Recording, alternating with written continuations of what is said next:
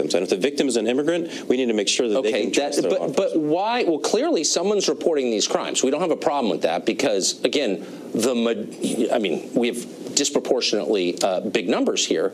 My question is, why do you think non-citizens are committing crimes at a far greater rate than Americans are? I think we got to make sure that individuals who are coming to the country have been properly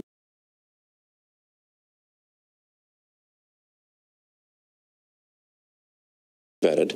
They're going through the process they need to. And the folks who are here and are undocumented. So you think they haven't been properly vetted? And the folks that are here who are undocumented, we need to require they pass a criminal background check. That is our biggest problem right now, because the individual undocumented immigrant who's a violent threat to our public safety, they're the ones hiding in.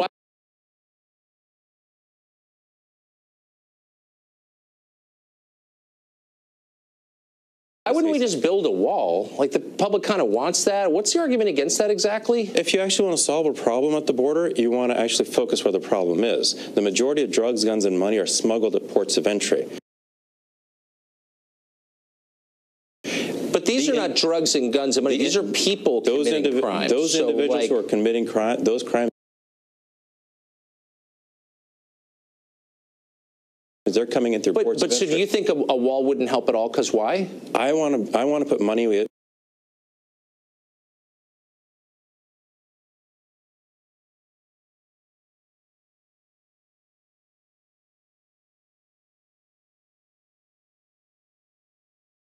It's an act of law-breaking at the conception, and there's no reason why they would then have any other respect for other laws. And to be honest, I mean, I found that last 5 minutes surreal, where, your guest's main concern is that certain illegal immigrants are getting crimes committed against them by other illegal immigrants, and they're scared to go to the police. That's not what these statistics show. These statistics, which for political correctness reasons we were prevented from knowing in recent years, show that this country is in effect importing a criminal class, and it does not check any aspect of the criminal class it imports. Now, the few of us who have the misfortune to go through the legal immigration system, I went to see Neil at Homeland Security in Manchester, New Hampshire a couple of years ago, and he asked me about whether I'd committed any crimes. And I said I'd been pulled over by a traffic cop in Montpelier, Vermont, for passing a little old lady at 17 miles an hour, but I got the case dismissed. Neil from Homeland Security in Manchester, New Hampshire, wanted to see proof that the state of Vermont had actually dismissed that complaint against me. So we have a bifurcated system here in which law-abiding people have to dot every I and cross every T, and every single day we import drug gangs, money launderers, murderers, drunk drivers, because the professional lobby group your previous guest represented somehow thinks this is in the interests of the United States. It's not at all. The rector of my church spent the better part of a year waiting for a visa. He spent 20 years in the British Army. They didn't want any more Scottish Anglicans in this country because they're dangerous. Meanwhile, all of Congress is arguing how we can keep people who snuck in illegally here, and you're a bigot if you're not for that. So what does this reduce? So like, the key argument has always been that immigrants are better than we are. I mean, isn't that the argument you hear every day? Like, they commit fewer crimes than you do. They work harder. They're just better people. How dare you complain about them? Now that we know these crime rates are way higher than they are for American native-born, what's their argument now? Well, Nancy Pelosi has said that we ought to thank the parents of the Dreamers for bringing them here because, as you say, they're better than us. If you listen to people like your previous guest, every single Dreamer is a high school valedictorian just wrapping up his third tour of Afghanistan. They're way better than us. So the only way to get the general depravity rate down in the United States is to import more and more low-skilled immigrants illegally illegally across the Rio Grande. That's the argument Jorge Ramos made. Oh, no, you're much safer being in a town of illegal immigrants than you are in a town whose population got off the Mayflower. And the fact of the matter is this is absolutely the inverse of the truth. The statistics you cited, even taken as a whole, 94% of these non-citizen criminals in federal custody. And by the way, this is just the tip of the iceberg, because 90% of incarceration is at the state and local level. But the proportions show that about 94% of these non-citizen criminals in U.S. federal prison are illegal immigrants. Why does any country need to import a criminal class? If that is one of the jobs that Americans will do. Americans are happy to murder and rape and sell drugs to each other. You don't need to import other people to do that. Yeah. Well, one job that Americans are less interested in is voting Democrat, and these are people who will do that. So that's kind of the point. That's kind of the point of the whole thing. Mark Stein, thank you for joining us. That's right. Thanks a lot, Tucker. Merry Christmas to you. Merry Christmas. Thank you. Well, it's a scandal that won't die, joined by another that is brand new. New information tonight on the investigations into Uranium One and the Obama administration's soft treatment of the terror group Hezbollah. Stay tuned.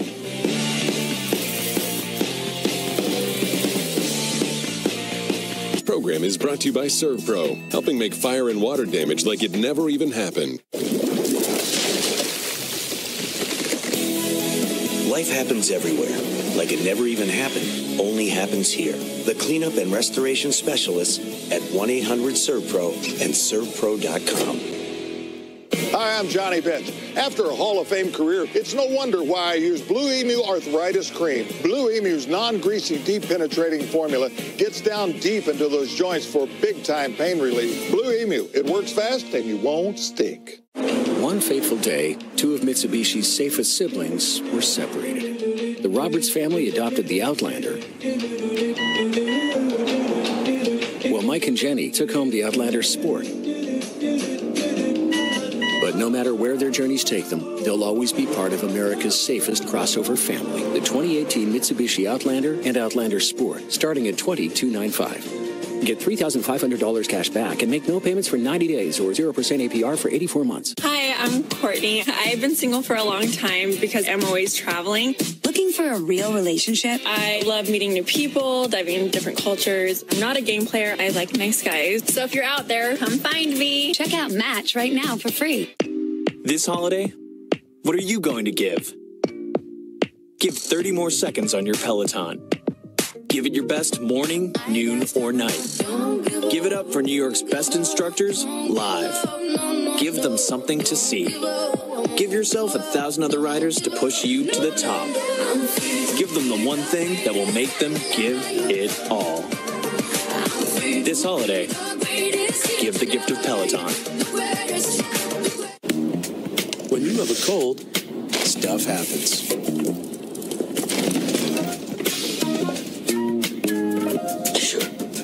Shut down cold symptoms fast with maximum strength Alka-Seltzer Plus liquid gels. Fox News Channel on Sirius XM. Your favorite shows on Channel 114. Plus, every story, every 15 minutes. Fox News headlines 24/7. Channel 115.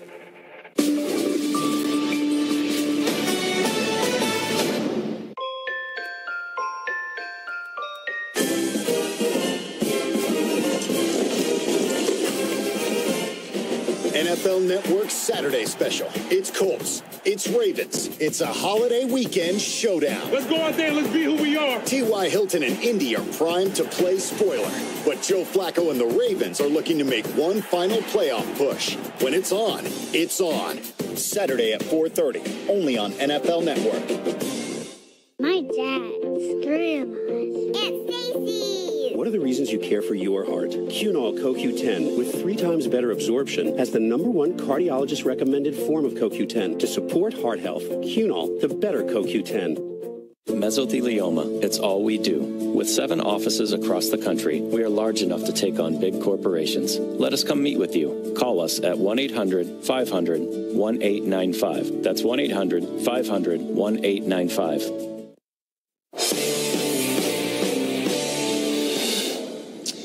The Obama administration has been out of power for almost a year, but we're still finding little Easter eggs of scandal scattered around the front lawn of Washington. At the request of Attorney General Jeff Sessions, DOJ officials are interviewing FBI agents about the Uranium One deal in an attempt to determine if another special counsel is warranted to keep investigating that. Meanwhile, Congress is asking the Department of Justice to turn over all documents and communications related to an alleged multi-year effort under the last administration to basically give some space to Hezbollah to sell drugs internationally, including in this country, in order to make sure the Iran deal went through. Philippe Rames is a former Deputy Assistant Secretary of State. He was a longtime advisor to Hillary Clinton, and he joins us tonight. So, Philippe, both these stories, I don't think it's possible to overstate their significance, but at their core, both of them have important elements. So start with Uranium One. And I'll just concede you're a former Hillary spokesman. I don't think she's necessarily the villain of the story. Thank you for the concession. No, I think she is a villain in the story.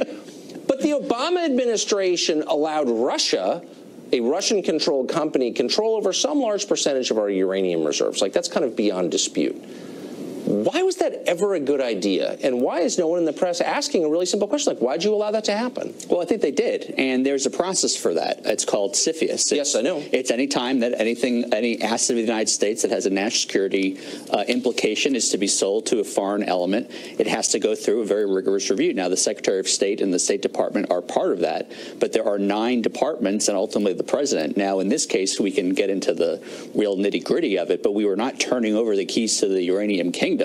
It passed muster, and we were no less. The responsibility was diffuse, I'll concede. But it's not diffuse. It's with 9 different cabinets. 9 different agencies. It's not just one agency. That's the point. But they're all within the same administration.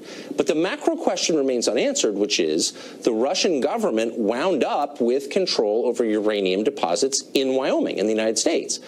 If you consider Russia our chief geostrategic rival, then why would you ever allow that? Like, why is that a good idea? I don't understand. Well, they were buying into a Canadian company. Correct. It was a Canadian company. Well, we could have stopped it. The Obama people could have stopped it. We could have, and obviously the people who looked at this, who have nothing at stake other than what's in the best interests of our national security, determined that this did not in any way impede that. But given that we know that there's never been an adversary more terrifying or dangerous to American democracy than Vladimir Putin, who literally haunts the dreams of 50% of the people in Washington, why haven't disagreement here? Well, I'm saying that sarcastically because I don't actually think he's the gravest threat to American national security, but every Democrat thinks that, and yet they allowed him control over our uranium. Why haven't they apologized? There's nothing to apologize for. Okay, so how can he simultaneously... The person who owes an apology writ large is Vladimir Putin to all of us for what he's done to our democracy in the last year. Okay, so he's evil, you say, but simultaneously you say it's okay that the Obama people allowed him control of our uranium. It's why we have a very rigorous process, whether the president's name is Obama or Trump or Bush or Clinton, to make sure that we are in no way turning over assets that should not be in foreign hands. There's a reason why it's such a rigorous process. Assets, I think we because it was determined that this Canadian company... Right, but it was the wrong decision, obviously. Well, that's so why shouldn't the people who made it apologize and say, yes, I imperiled American national security by my lack of wisdom, by my foolishness, my short-sightedness. I didn't understand how dangerous Russia was. I'm part of the problem. I apologize. They do that in Japan. Why aren't they doing it here? I don't know who that would be. I know that's not me. The 9 heads of those agencies, I know it's not Secretary me. Clinton. Well, Secretary Clinton didn't roll up her sleeves and get into the, let's look at the uranium. Her agency signed off on it. She should apologize, no? No. No. Okay, no apologies. No. All right. Not on Uranium One. I kind of sensed you were going to say that. No, not on Uranium One, no. Huh. So what about the other question this evening, and that is the Politico piece that pretty much demonstrates that Treasury Department and DEA officials were stymied in their efforts to control Hezbollah's international money laundering and drug dealing operations. These are not partisan right-wingers. These are people who worked for the Obama administration. They're saying our goals were sublimated because of the Iran deal. I don't see why that's not a scandal. It seems like a scandal to me. Well, I think, first off, most people, including in the Obama administration, didn't know where this came from. When you look at these stories, there are 2 people. They may not be crazy out there, right-wing, whatever you want to call them, but they have been vociferously against the Iran deal from the beginning. There are dozens of people. The two primary sources in there, but the author said there were dozens of people, a lot of them Democrats, all of them Obama employees, who said. Well, there are four on-the-record sources today in the Washington Post for the CIA, the NSC, the White House, and for the State Department, saying that this didn't happen, that you would never in a million years do anything to impede. Okay, then there are people who obviously don't, and they may be right. Let's look into it. Wait, let's look into it. So the allegation is made by Obama staffers, former Obama staffers, that cocaine was sold in this country, narcotics, because the Obama people allowed it to be because they didn't want to. I really doubt that. Deal. All right. I doubt that. But you would have no problem with an investigation to get to the bottom of it. I have no problem with investigating. I have a problem with what's turning into interference and intimidation. And I think what we're seeing, it's one thing. You have news sources. I have my news sources. We go back at night. We have our separate corners. This is political. But we have to share. No, but with something like investigations, we can't fight over the FBI. Well, I agree, and that's what's happening now. They shouldn't be partisan. But you know what I mean? Well, but what's happening, and I think the common ground here is that Comey definitely did a number on the FBI, but they are now caught in some kind of divorced parents tug of war. I'm being told we have to go, but I agree with you on that. Philippe, thank you. Is she a left-wing activist, or could she be a Russian spy? Congress wants to investigate Jill Stein of the Green Party for possible collusion with Vladimir Putin, believe it or not. She joins us next.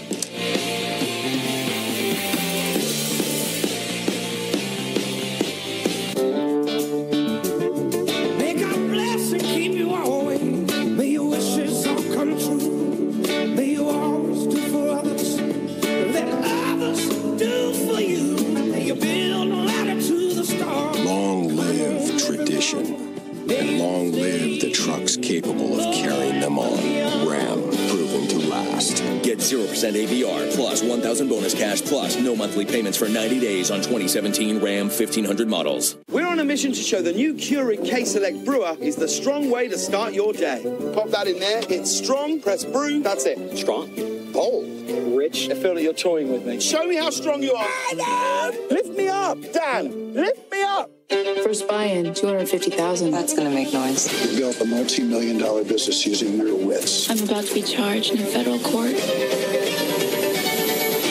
Well, nobody's perfect. Molly's Game, rated R. People would stare. Psoriasis does that. It was tough getting out there on stage. I wanted to be clear. I wanted it to last. So I kept on fighting. I found something that worked and keeps on working. Now they see me. See me. See if Cosentyx could make a difference for you. Cosentyx is proven to help people with moderate to severe plaque psoriasis find clear skin that can last. Don't use if you're allergic to Cosentyx. Before starting Cosentyx, you should be checked for tuberculosis. An increased risk of infections and lowered ability to fight them may occur. Tell your doctor if you have an infection or symptoms, or if you've received a vaccine or plan to. If you have inflammatory bowel disease, tell your doctor if symptoms develop or worsen. Serious allergic reactions may occur. Never give up. See me. See me. Clear skin can last. Don't hold back. Ask your dermatologist if Cosentyx can help you find clear skin that lasts. Steinmart is the one-stop spot for all your last-minute gifts. Gift the brands you know at prices you'll love while saving up to 60% off department store prices. With accessories, coats, sweaters, tack, and more. There's something for everyone. Open Christmas Eve. Hurry in to Steinmart today. It's time to get smart about home security. Introducing Floodlight Cam by Ring, a motion-activated security light with an HD camera. Don't even think about it. With Floodlight Cam, you can stop crime before it happens. Protecting your home has never been easier. Wow! This looks exactly like my car. This is my car. There's Jimmy's car seat. I'm a little confused. Come on, look at this. Are those WeatherTech floor liners? You got them for the front and the back?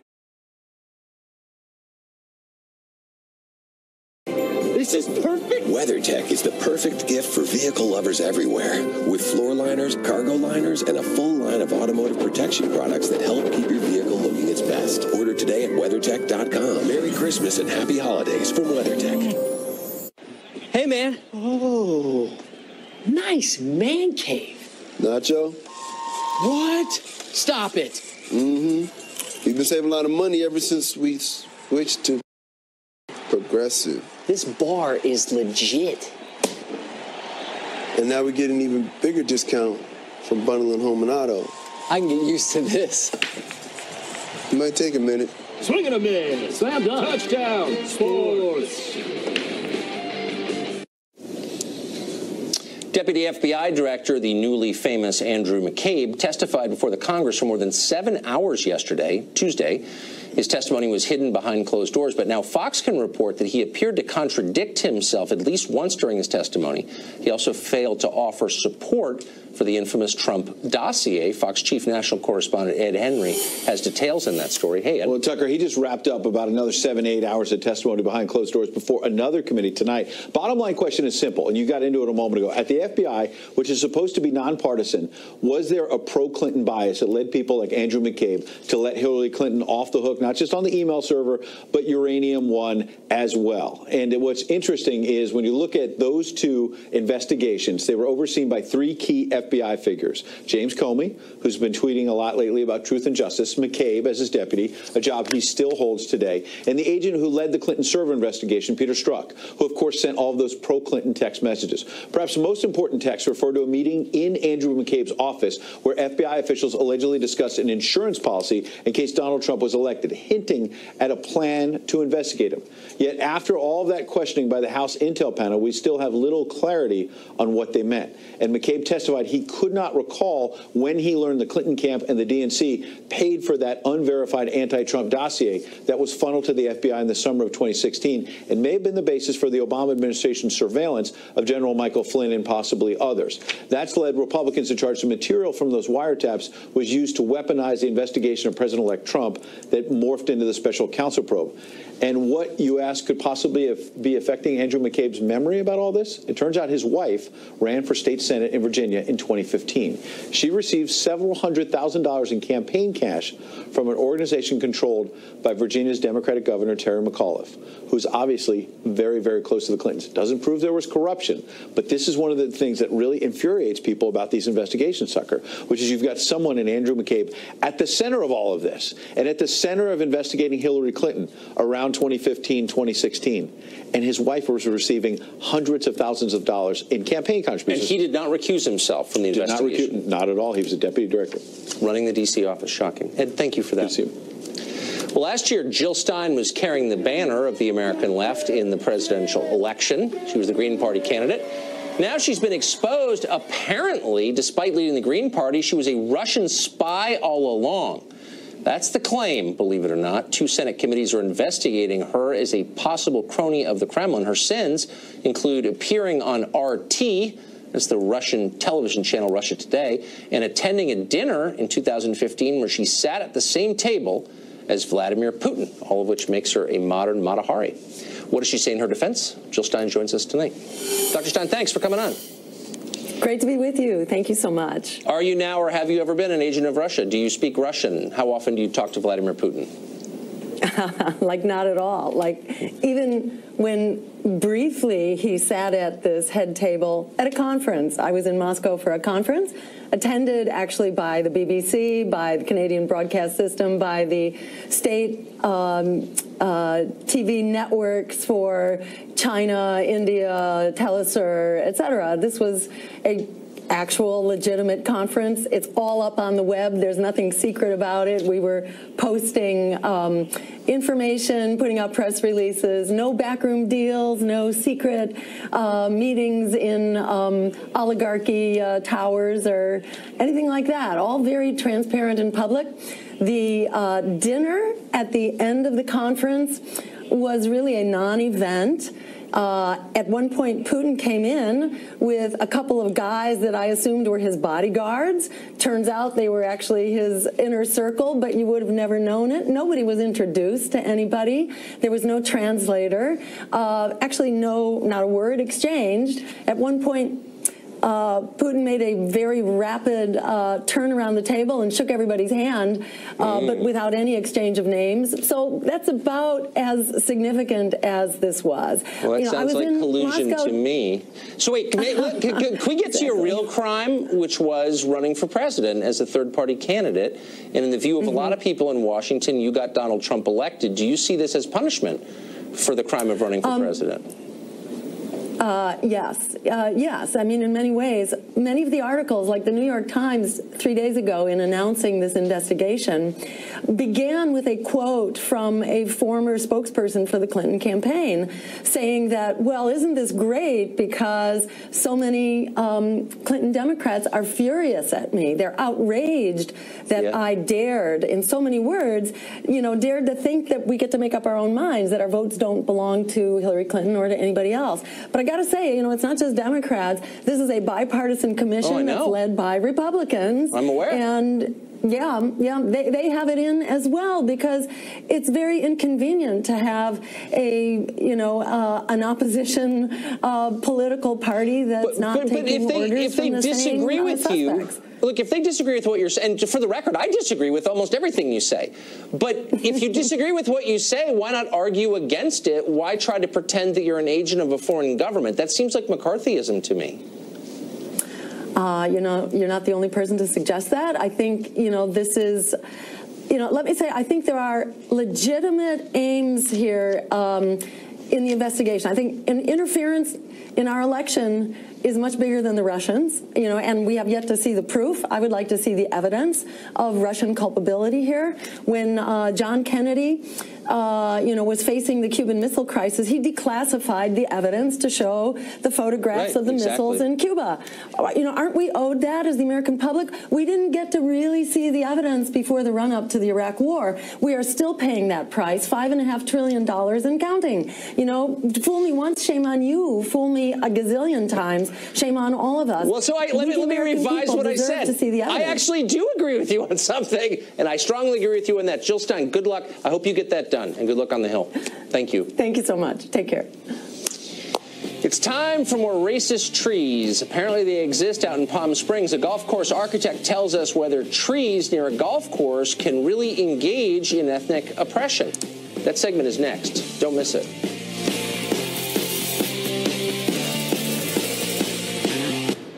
With Advil's fast relief, you'll ask, what pulled muscle? What headache?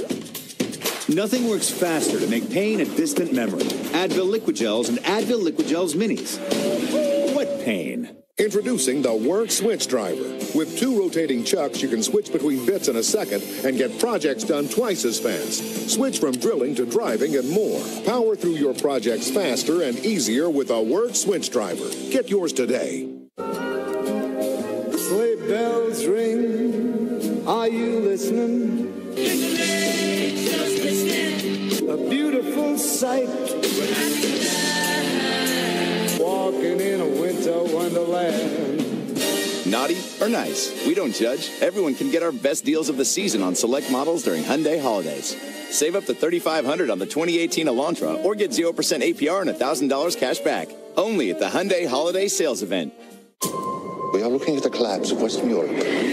We are facing imminent invasion. You have the weight of the world on your shoulders. No one tells us anything. We must strike a deal with Germany. Tell the people the truth. We shall fight in the streets and on the landing grounds. We shall fight for whatever the cost may be.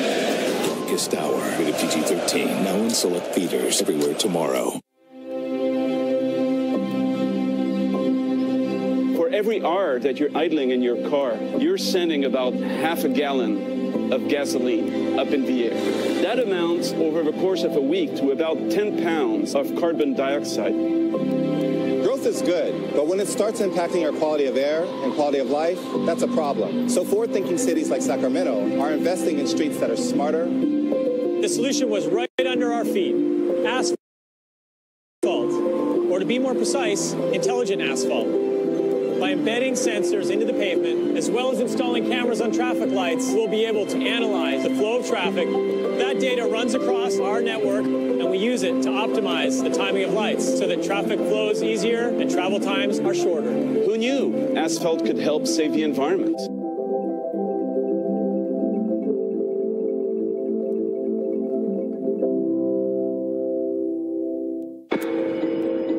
The world has wasted me, and yet this world also made you, Mr. Versace.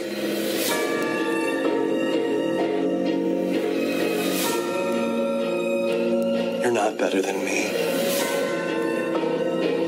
We're the same.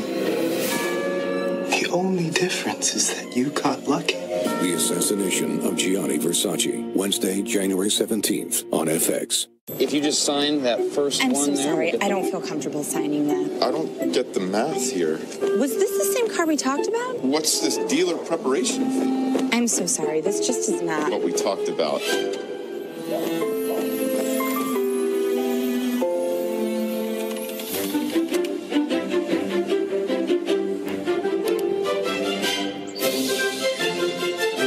Get the car without the car salesman. Carvana.com, the better way to buy a car. Looking for a hotel that fits your budget? TripAdvisor now searches over 200 sites to find you the hotel you want at the lowest price. Grazie, Gino. Find a price that fits. TripAdvisor. Is a cold sore making you want to hide? Try new Carmex cold sore treatment instead. It works on contact to treat 7 symptoms and minimize the appearance of the sore while it helps promote healing, so you can feel comfortable joining in the fun. New Carmex cold sore treatment, crafted by the lip care experts. We're living in an era of unprecedented threats coming from directions no one could have anticipated. Jill Stein, you just saw, now a Russian agent. Here's a new one we told you about last night: racist trees. In Palm Springs, California, city officials are planning to clear-cut a grove of tamarisk trees because they're racist. Locals say they were planted more than 50 years ago to separate a golf course from an African-American neighborhood. Last night we spoke to a local resident about their sinister presence. Here's part of the conversation. If you've done any research on the tree, you'll know that's one of the nastiest trees around, and it's also been declared an environmental disaster by the federal government. What? They grow to be 60 because feet it's tall, wait, no, slow down. Now, well, hold on. Now, hold on. Because that tree is a foreign tree, you're calling it nasty? Okay, absolutely. I guess. Question is, could Palm Springs be overreacting at all to the racist trees in its midst? Aptly named Forrest Richardson is a golf course architect. He's consulted on the course in question, actually. Ethan Bierman is a radio show host, and they join us tonight. First to you, Ethan. You've been following this. You're from California. Clearly, this is the definition of structural racism. But I wonder if it couldn't be worse. I mean, these are tamarisk trees. If they were white pine trees, would they be more racist, do you think?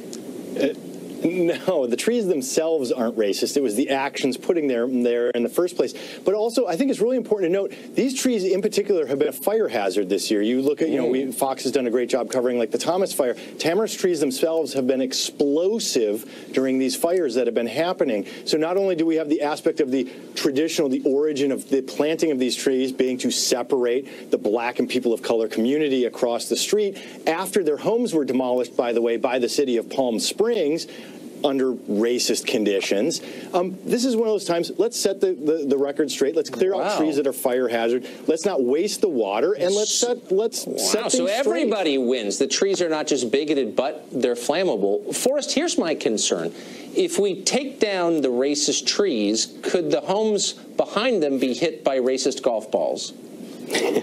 Well, I don't know. I would like to think that nothing's racist, especially in today's world. But my eyes are open now. The reality is that I don't know why these trees were planted. I don't think that there's any clear indication of why they were planted. One reason that we plant trees on golf courses, especially on narrow corridors, which this happens to be. This is about 240 feet in width, whereas today we would generally get 350 to almost 400, is to protect adjacent homes and property, whether it be a school or houses. And in my opinion, I think the win-win would be to get everyone on board and say what's good for the homeowners and what's good for the golf course and what's good for the other homeowners. Sure, but it's 2017. We don't do compromise. I mean, come on now. It's the modern era. But let me just ask you, is there, just to clarify, as a landscape guy, are there other reasons other than simply bigotry that they might have been planted? I did as much research as I could. When I worked briefly on a study for this golf course, we got a lot of historical data, and I was able to find what we think is an early 1960s image that actually shows that this hedge of tamarisk trees was probably there before many of the houses were built. Not all of them, but the hedge was probably predated many of the homes being built there. So, but that, obviously that doesn't mean they're not racist trees. I mean, because sometimes it's not obvious if a tree is racist or not. But Ethan, let me just get, and I sort of buy your point that they're both bigoted and a fire hazard. But I wonder if this isn't a teaching moment, right? A time when we could all learn. Instead of cutting them down, maybe we could make them better trees somehow, prune them. Is that not a possibility? No, let's get them out of there. Let's get back to some native trees that we have in California. Seems kind of that's pure desert. What do you mean native? Wait, slow down. What do you mean native? For a guy who's in California, I'm serious. Palm trees are not native. Eucalyptus are not native. Should you expel everything from California that's not native? Okay, so are you a nativist now? And then, when it comes to vegetation, absolutely. Eucalyptus trees have become a real problem with tipping over in the storms. And you're calling other people bigoted. All right. They weren't originally from California, therefore we have to kill them. But come on, Tucker, we have a severe water problem in California. We have a lack of leadership in Sacramento. We have a lack of leadership in D.C. when it comes to the water issue in California. And we're diverting water to water trees. Why are we doing this? I know, I agree. So many layers here. But Forrest, let me just finally close out. I mean, is it possible that if we cut these down, you don't always know what you've got till it's gone? I mean, if you were to pave it and put in a parking lot, do you think you might regret that? Well, the trees are serving a purpose, I can tell you that. Now, if they could maybe be replaced by better trees, I think your guest last night mentioned eucalyptus, so it's interesting your guest tonight is saying no eucalyptus, and that's because why I got to go. But they're foreign trees. We're against foreigners now. Forrest Easton, thank you for that. I think you've cleared up a lot. Good to be with you. Merry Christmas, thank you. Thank you. Merry Christmas. It's finals week. Who will triumph in the final exam before Christmas? Can Shannon Bream finally be knocked from her perch of victory? That's next.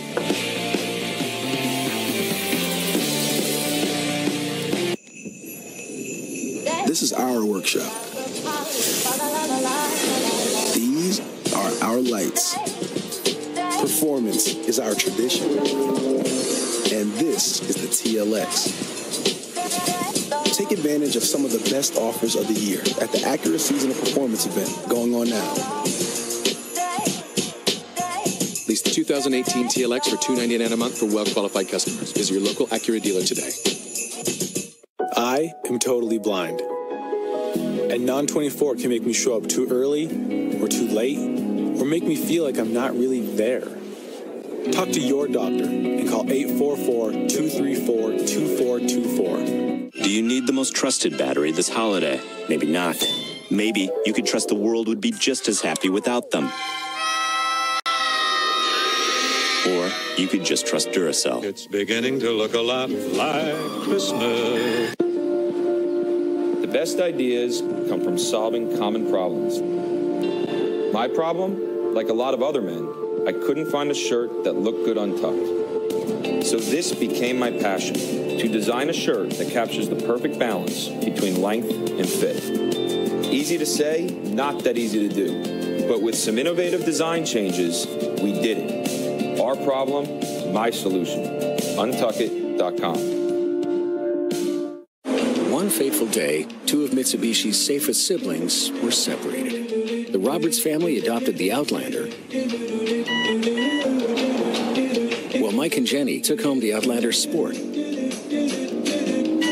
But no matter where their journeys take them, they'll always be part of America's safest crossover family. The 2018 Mitsubishi Outlander and Outlander Sport, starting at $22,995. Get $3,500 cash back and make no payments for 90 days or 0% APR for 84 months. The testimony shocking Congress into action. After McCabe blanks on anti-Trump questions, Matt Gaetz breaks down the next steps and newest testimonies on the next Fox News at Night.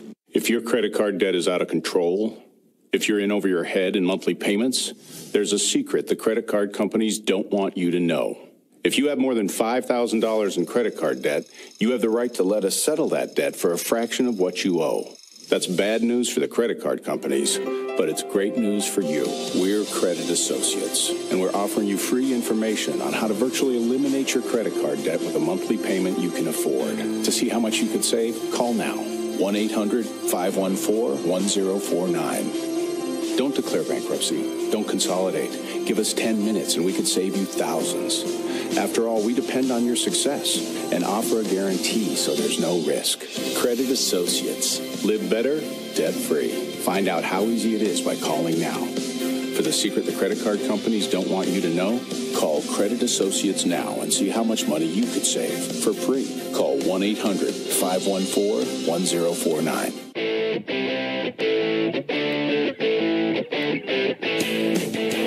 First you infected my dad's PC, then you got my wife's. I cleaned up your ugly mess, now I want you out of my life. No, you don't. Hacking to our PCs. No, you don't. Get by our security.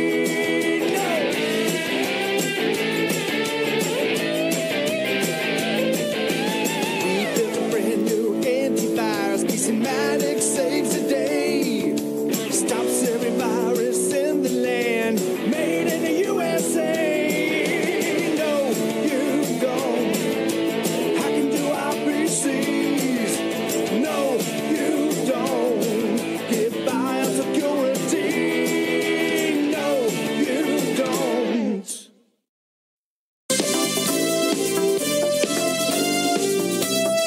It's Thursday, time for Final Exam. We find out which Fox employees and contributors have been paying attention to their jobs covering the news. This week's contestants, correspondent Griff Jenkins and Fox News at Night host Shannon Bream. Shannon has been a buzzsaw, as you know, in this competition, defeating all 6 opponents she has faced. Here are her opponents from weeks past. Wow, that is just a murderer's row, and she's crushed them all. Perhaps Griff is up to the challenge. Now, to switch things up and to give you a fighting chance, we have put Shannon in a different seat, thinking maybe it's the seat that's doing it.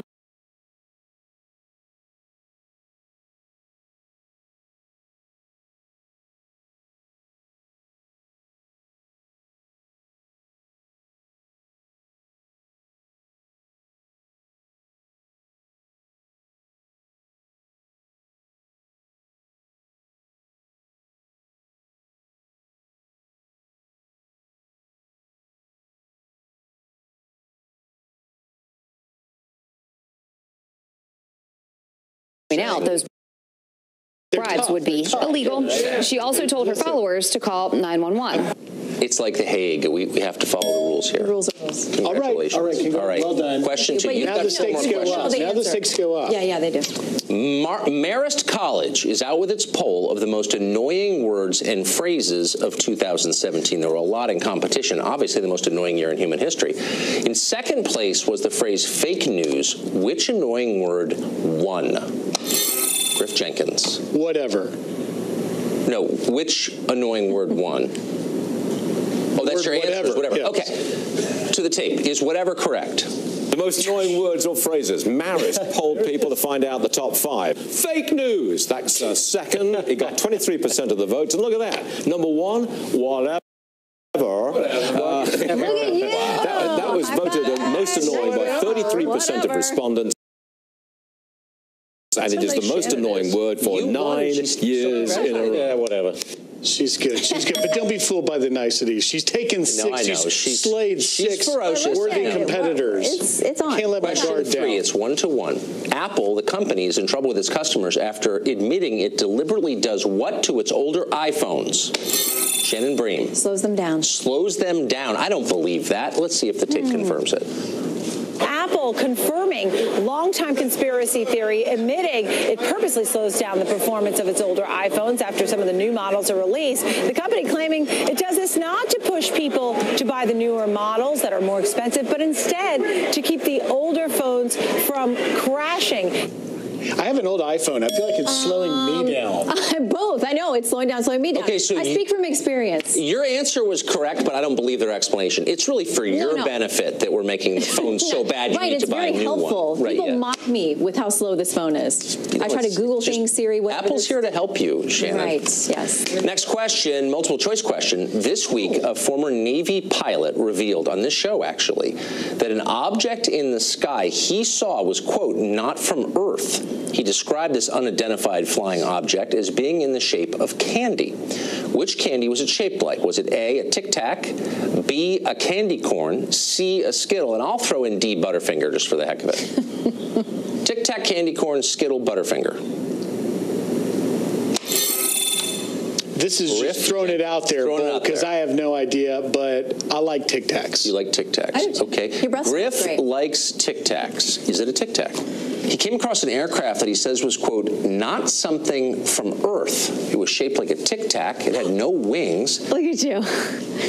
That was just, you got to go all in against a very astute. Okay, so we've actually been here before. People have been to the precipice of victory over Shannon Bream. And in fact, they're littered on the valley floor, their bodies. Okay, so it's 2-2. This is the decisive question. Are you ready? You feeling good? No, I'm not. I'm like an old iPhone. You just froze me.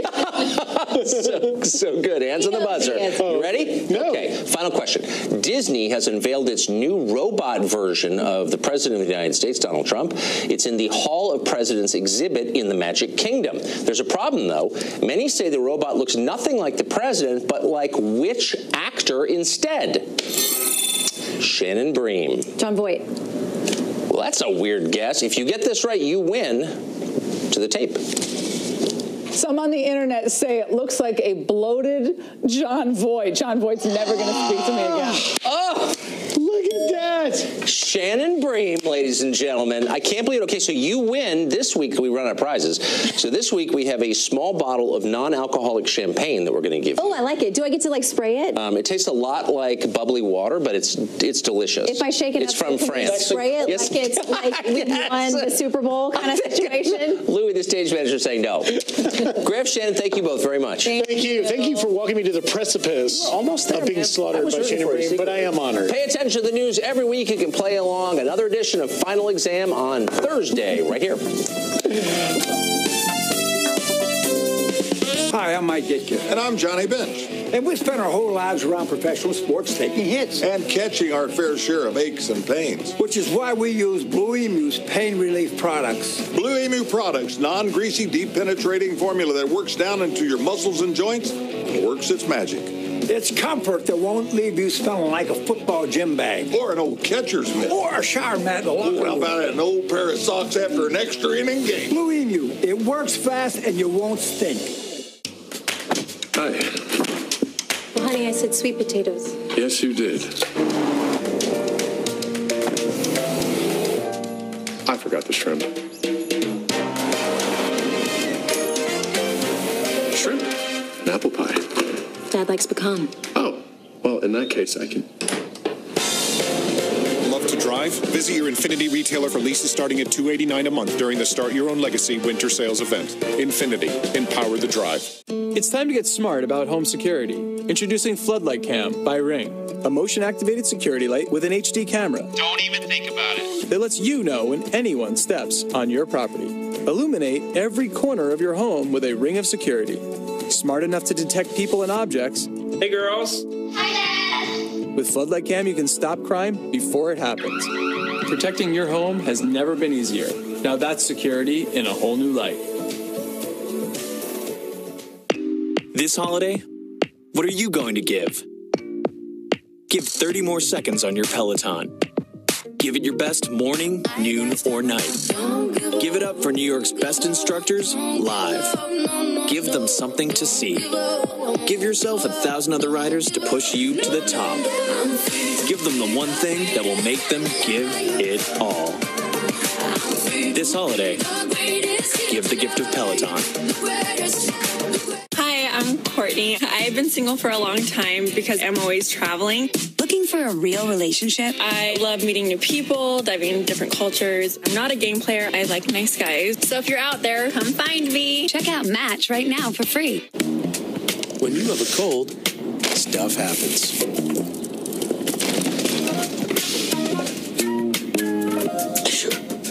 Shut down cold symptoms fast with maximum strength Alka-Seltzer Plus liquid gels. How we see, how we look.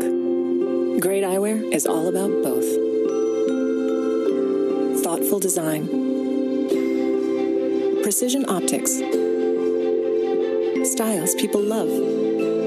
At Zenni.com, we make it all stunningly affordable. So you can see the world the way it's meant to be seen. In perfect focus. Zenni.com. Eyewear for everyone. Booking a flight at the last minute doesn't have to be expensive. Just go to Priceline. It's the best place to book a flight a few days before my trip and still save up to 40%. Just tap and go. For the best savings on flights, go to Priceline. For me, the unknown is a seduction. Ooh, we're a little naughty, Neil. A little naughty. Let's do this. No. Science! The wonder of Star Talk. The universe itself is a drug. Wow, man, you blew my mind. I don't know if you can handle Star Talk. New episode Sunday nights at 11. That's kind of dope, right? That's totally dope. Only on National Geographic. But grandmother, what big eyes you have. She said. What are you doing? Research says reading from birth accelerates our baby's brain development. Push! Read aloud 15 minutes. Every child, every parent, every day. So the big tax bill is headed to the White House for the president's signature. Several companies have reacted by announcing big bonuses for their employees. Wells Fargo and Fifth Third Bank have announced a new $15 minimum wage nationwide. They're also giving $1,000 to a lot of their employees. They were joined in that by AT&T and Comcast. That's all great news. The president might consider campaigning for more of these. The tax cuts are big for corporate America. It might be worth making it clear that employees of corporate America should also get a boost, not just CEOs and shareholders. Everyone would be happy about that, we'd bet. That's about it for us tonight. Tune in every night at 8 to the show that is the sworn enemy of lying, pomposity, smugness, and groupthink. Good night from the nation's capital, where there's full employment thanks to your tax dollars. We appreciate that. Kimberly Guilfoyle in for Sean Hannity tonight. All right, fantastic. Well done, Tucker. Thanks. And welcome to Hannity. I'm Kimberly Guilfoyle in for Sean tonight. Several major breaking news stories. NBC News is reporting that Attorney General Jeff Sessions has ordered a review of the highly controversial Uranium One deal. According to NBC, Department of Justice prosecutors are interviewing FBI agents about a Russian bribery case that took place while Uranium One was being approved. This is said to be part of an effort to determine if a special counsel is needed. Plus, key officials face questioning on Capitol Hill. Deputy FBI Director Andrew McCabe goes before lawmakers for nearly 9 hours, while controversy builds over anti-Trump text messages sent by FBI agent Peter Strzok. And demoted DOJ official Bruce Orr appears before Senate investigators after revelations that he met with members of Fusion GPS. Reaction to those stories in just a second. But first, Congress avoids a government shutdown by passing a spending bill, but it is setting it up a major legislative battles in January. Ed Henry is in Washington tonight with all the details. Ed?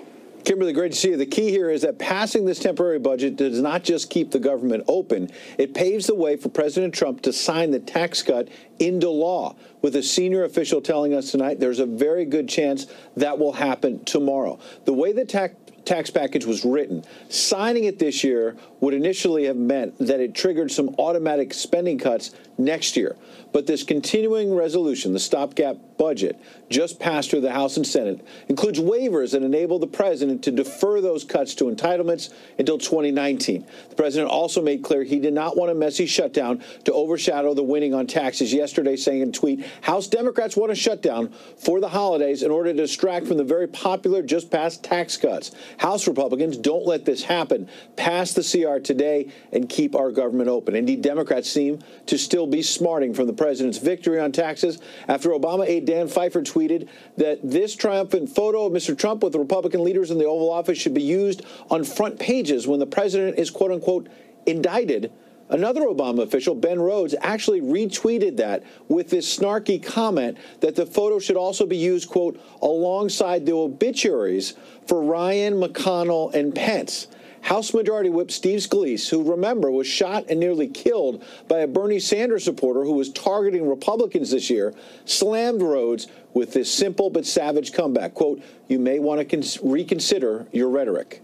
Meanwhile, House Democratic leader Nancy Pelosi went back to resisting the president's agenda by telling her colleagues to vote no on the stopgap budget because it did not include a provision allowing the children of illegal immigrants to stay in America, while the president made clear he's not going to get bogged down on side issues and wants to talk about jobs.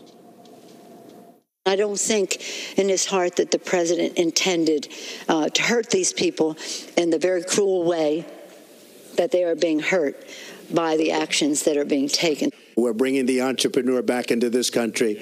We're getting rid of all the knots and all the ties, and we're going to see. You're going to see what happens. And ultimately, what does it mean? It means jobs, jobs, jobs, jobs.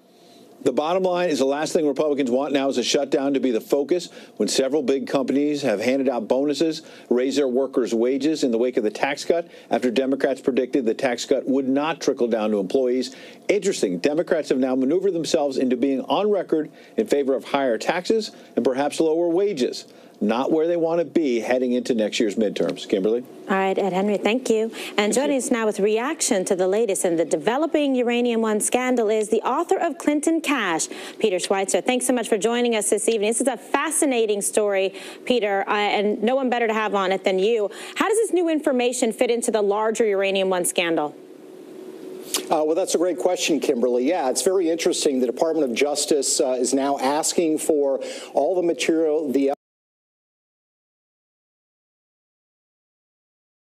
FBI has on Uranium One. It's important to point out, Kimberly, that this is an incomplete file. The Uranium One investigation was launched by the FBI in the summer of 2015. They asked in late 2016 for the Obama Department of Justice to grant them subpoena powers. That was turned down. That was reported on the front page of the Wall Street Journal. So what they're getting is essentially what the FBI was able to do without these very powerful tools. I think it's a great sign that the DOJ has requested this information, but we have to keep in mind that it's not a complete file, and hopefully they're not going to, base a decision on an independent counsel based on just an incomplete file, because I think a lot more investigation needs to be done. All right. So, and what do you think in particular, about a special counsel overall when they get more information in? What's the likelihood there? I hope that there's going to be more information found. Look, I mean, there's some basic facts in the reporting. The NBC News story, which I think was quite good, got some fundamental facts wrong that keep being repeated by Democrats and by some media outlets. Number one, the statement that no uranium from Uranium One has been exported out of the United States. That's a falsehood. That's a lie. The New York Times in 2015 confirmed that yellow cake was being exported by Uranium One out of the country. John Solomon and The Hill reported the same thing, citing Nuclear Regulatory Commission documents. So this information needs to be sifted, and you need to have subpoena power to look at Clinton Foundation financial records, look at travel records, and to start piecing together exactly what happened. And I think once you get to that point, you can say we need an independent counsel or we need to have some other means of investigating this. Mm-hmm. Okay, and then why do you think that AG Sessions, decided to reopen the investigation now? I'm just curious as to the exact timing. Well, I think that's a very good point. I think part of it is there's been a lot of activity on Capitol Hill about Uranium One, and the Department of Justice, which is supposed to be investigating corruption, is a little bit behind the eight ball on this. You've got the Senate Judiciary Committee, you've got the House Oversight Committee, you've got the House Intelligence Committee, who are all investigating Uranium One, and the Department of Justice is behind. So I think part of this is they're feeling pressure from Capitol Hill. Okay, and let's talk a little bit about the testimony testimony that's been behind closed doors, and we've been covering it closely. Hannity has on this show. But Andrew McCabe, Bruce Orr, they testified. What do you think's going on behind those closed doors, and in terms of the content, the nature and the focus, the breadth of that information?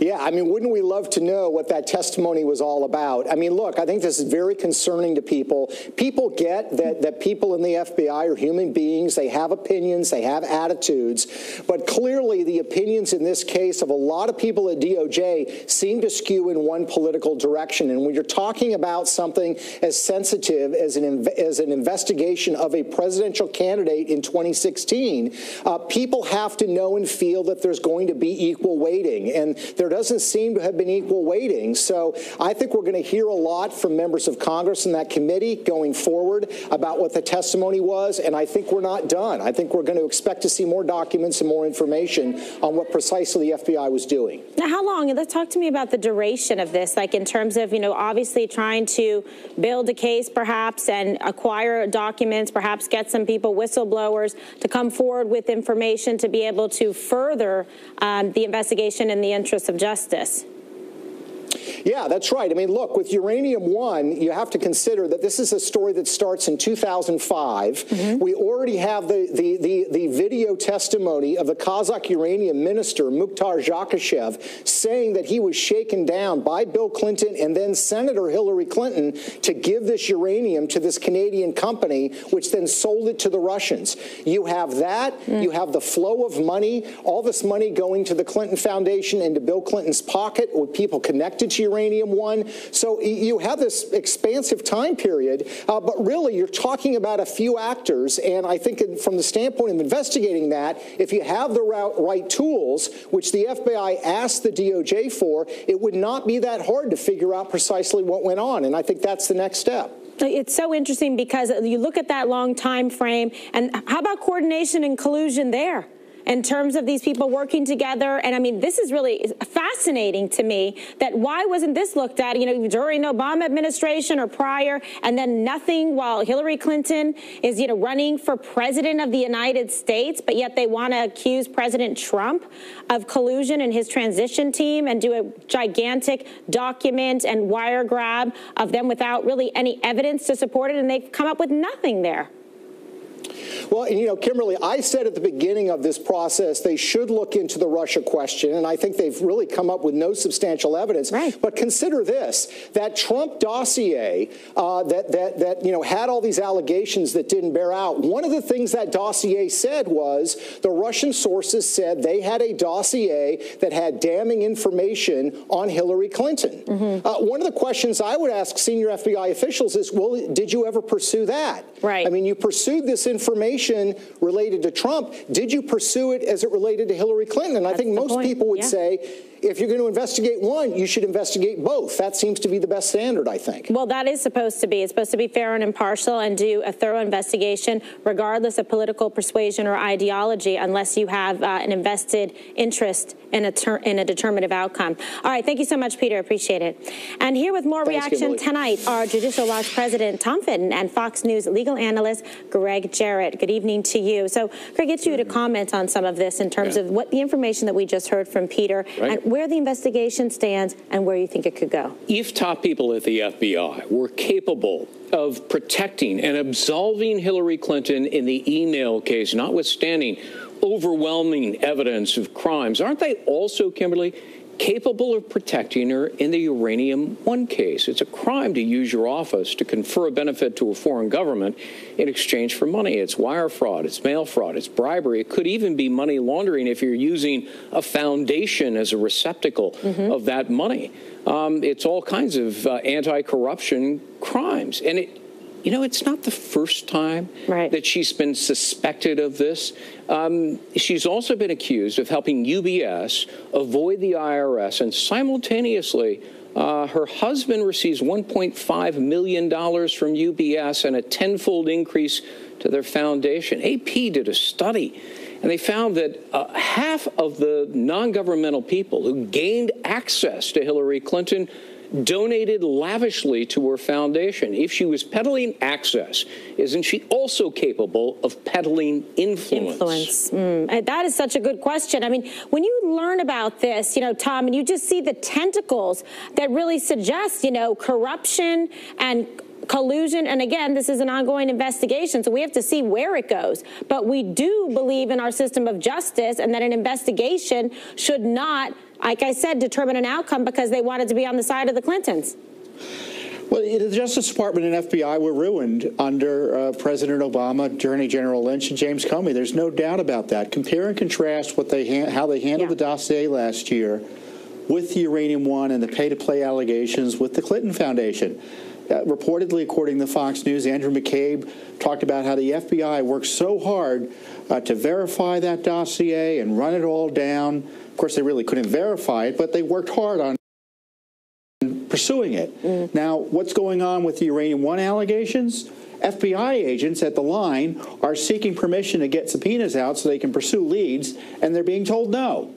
So you've got suppression of a Clinton investigation on yet another matter. Unbelievable. With this over-the-top attack, because this is what the dossier was. It was a Clinton attack, a Clinton campaign-funded attack on President Trump that the FBI took like a baton from the Clinton camp and ran with. It's really extraordinary. I hope these line agents that the Justice Department are talking to have whistleblower protection. Exactly. Because, given the leadership there at the FBI now, frankly, they're going to have targets on their back, politically speaking, in terms of their careers, for speaking out.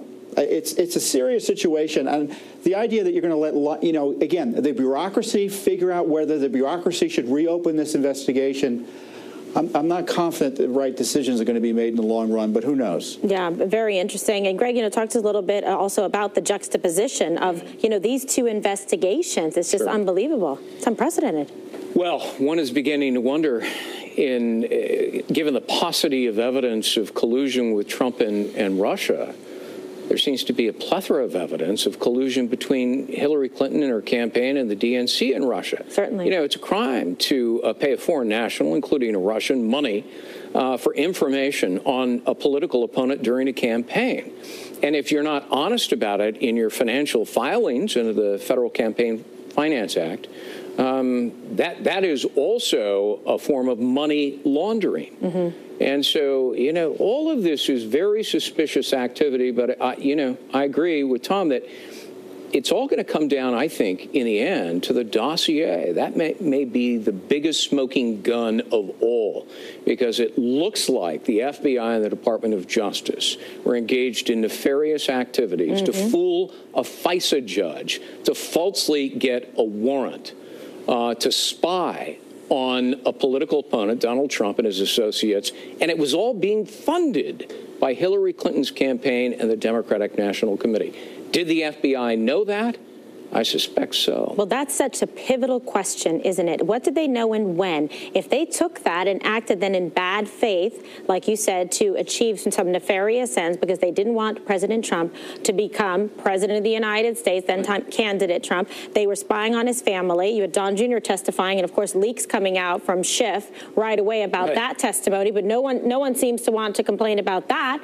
I mean, it's unbelievable how unfair and imbalanced this is in terms of what went on and just the absolute missile-lock focus to try to create the air and idea of collusion and corruption and coordination with the Russians, and not one scintilla, Tom, has come forward from that.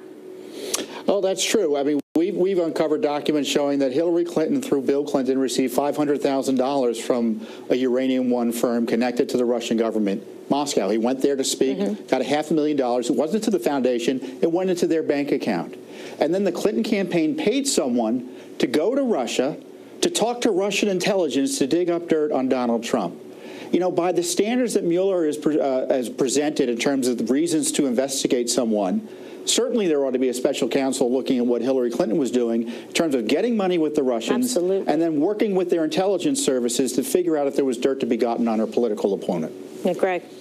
Increasingly, almost day by day, the shape of a plot is beginning to emerge. So true. That people were determined for political reasons to absolve and exonerate Hillary Clinton, to clear a path for her to become president, and at the same time launching a fictitious investigation without evidence of Trump-Russian collusion in a political campaign, which, by the way, there's no statute that prohibits that sort of thing as long as money is not exchanged. Correct. So, where they try to frame Donald Trump while exonerating Hillary Clinton, and was all of this for political reasons and evidence be damned? It sure is beginning to look like that. Yeah, and just, an improper, acquisition of FISA warrants, and misuse of the judicial process to be able to achieve a desired political end. I mean, this is what the height of corruption, all prosecutable. So this investigation, we're going to be talking about it for a while. The FBI is unaccountable, really, in many ways, and has been for decades. And quickly, they can get away with doing things, and then when they're asked by Congress, they say, oh, we can't talk about it, it's classified, or it's a pending investigation, both of which are canards in these circumstances. But we have to find out, to be fair, Tom, just real quick, we have to find out specifically who are the bad apples there, because, for the majority, the rank and file of the FBI agents, men and women that serve, are outstanding. I don't like what I'm seeing there on the top levels at all, and I don't like the the relationship between Mueller and Comey and McCabe, and I mean, it's just, there's a huge problem there, and hopefully they're getting to the bottom of it in this investigation. I'll give you the final word. Yeah, I agree. And we need to clean house at both agencies in terms of folks who were responsible for what went on during the prior administration and well into this administration. But we've got to get the information out. There's no excuse that we still don't know these key answers about who paid for the dossier, how was it used, what was in the FISA application, information about the FBI texts and other issues like that. We're still fighting about the tarmac meeting that went on between Clinton and Lynch. Remember that? What's the holdup? Grandkids the agency's got to be transparent and hold people accountable. Yeah. All right, well, it's going to happen. We're just going to keep after it till it does. What a pleasure to have you both here tonight, Tom and Greg. Thank you, my colleague. Thank you. Coming up, Congressman Ron DeSantis is demanding answers over a new report about the Obama administration ignoring Hezbollah's criminal activity in order to secure the Iran nuclear deal. The congressman, he is here next. Plus, reaction from Herman Cain and Matt Schlapp. Stay with us.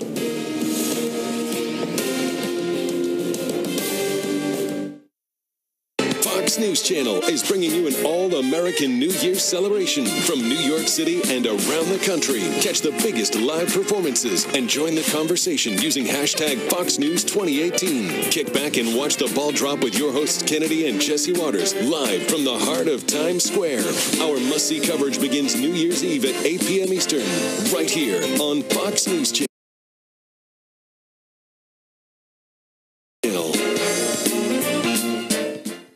Is the one-stop spot for all your last-minute gifts. Gift the brands you know at prices you'll love while saving up to 60% off department store prices. With accessories, coats, sweaters, tech, and more. There's something for everyone. Open Christmas Eve. Hurry in to Steinmart today. What can I get you? Cold sore.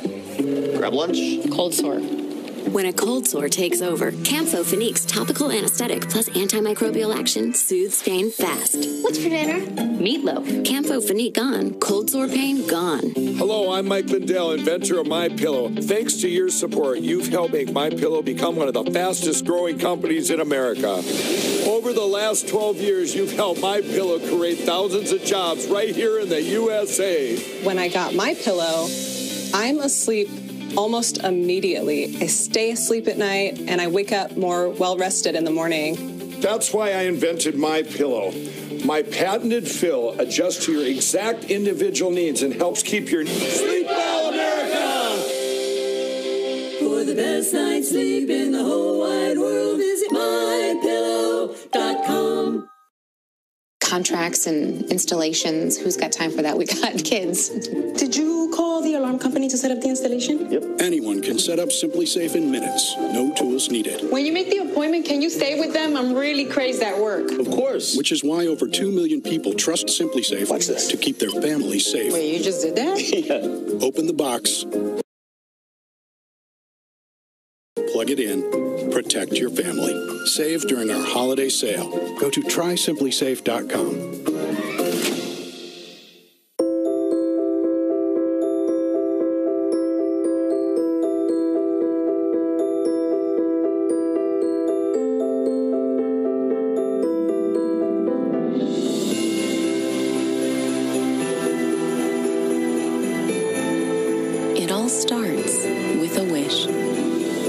days of wish list are here.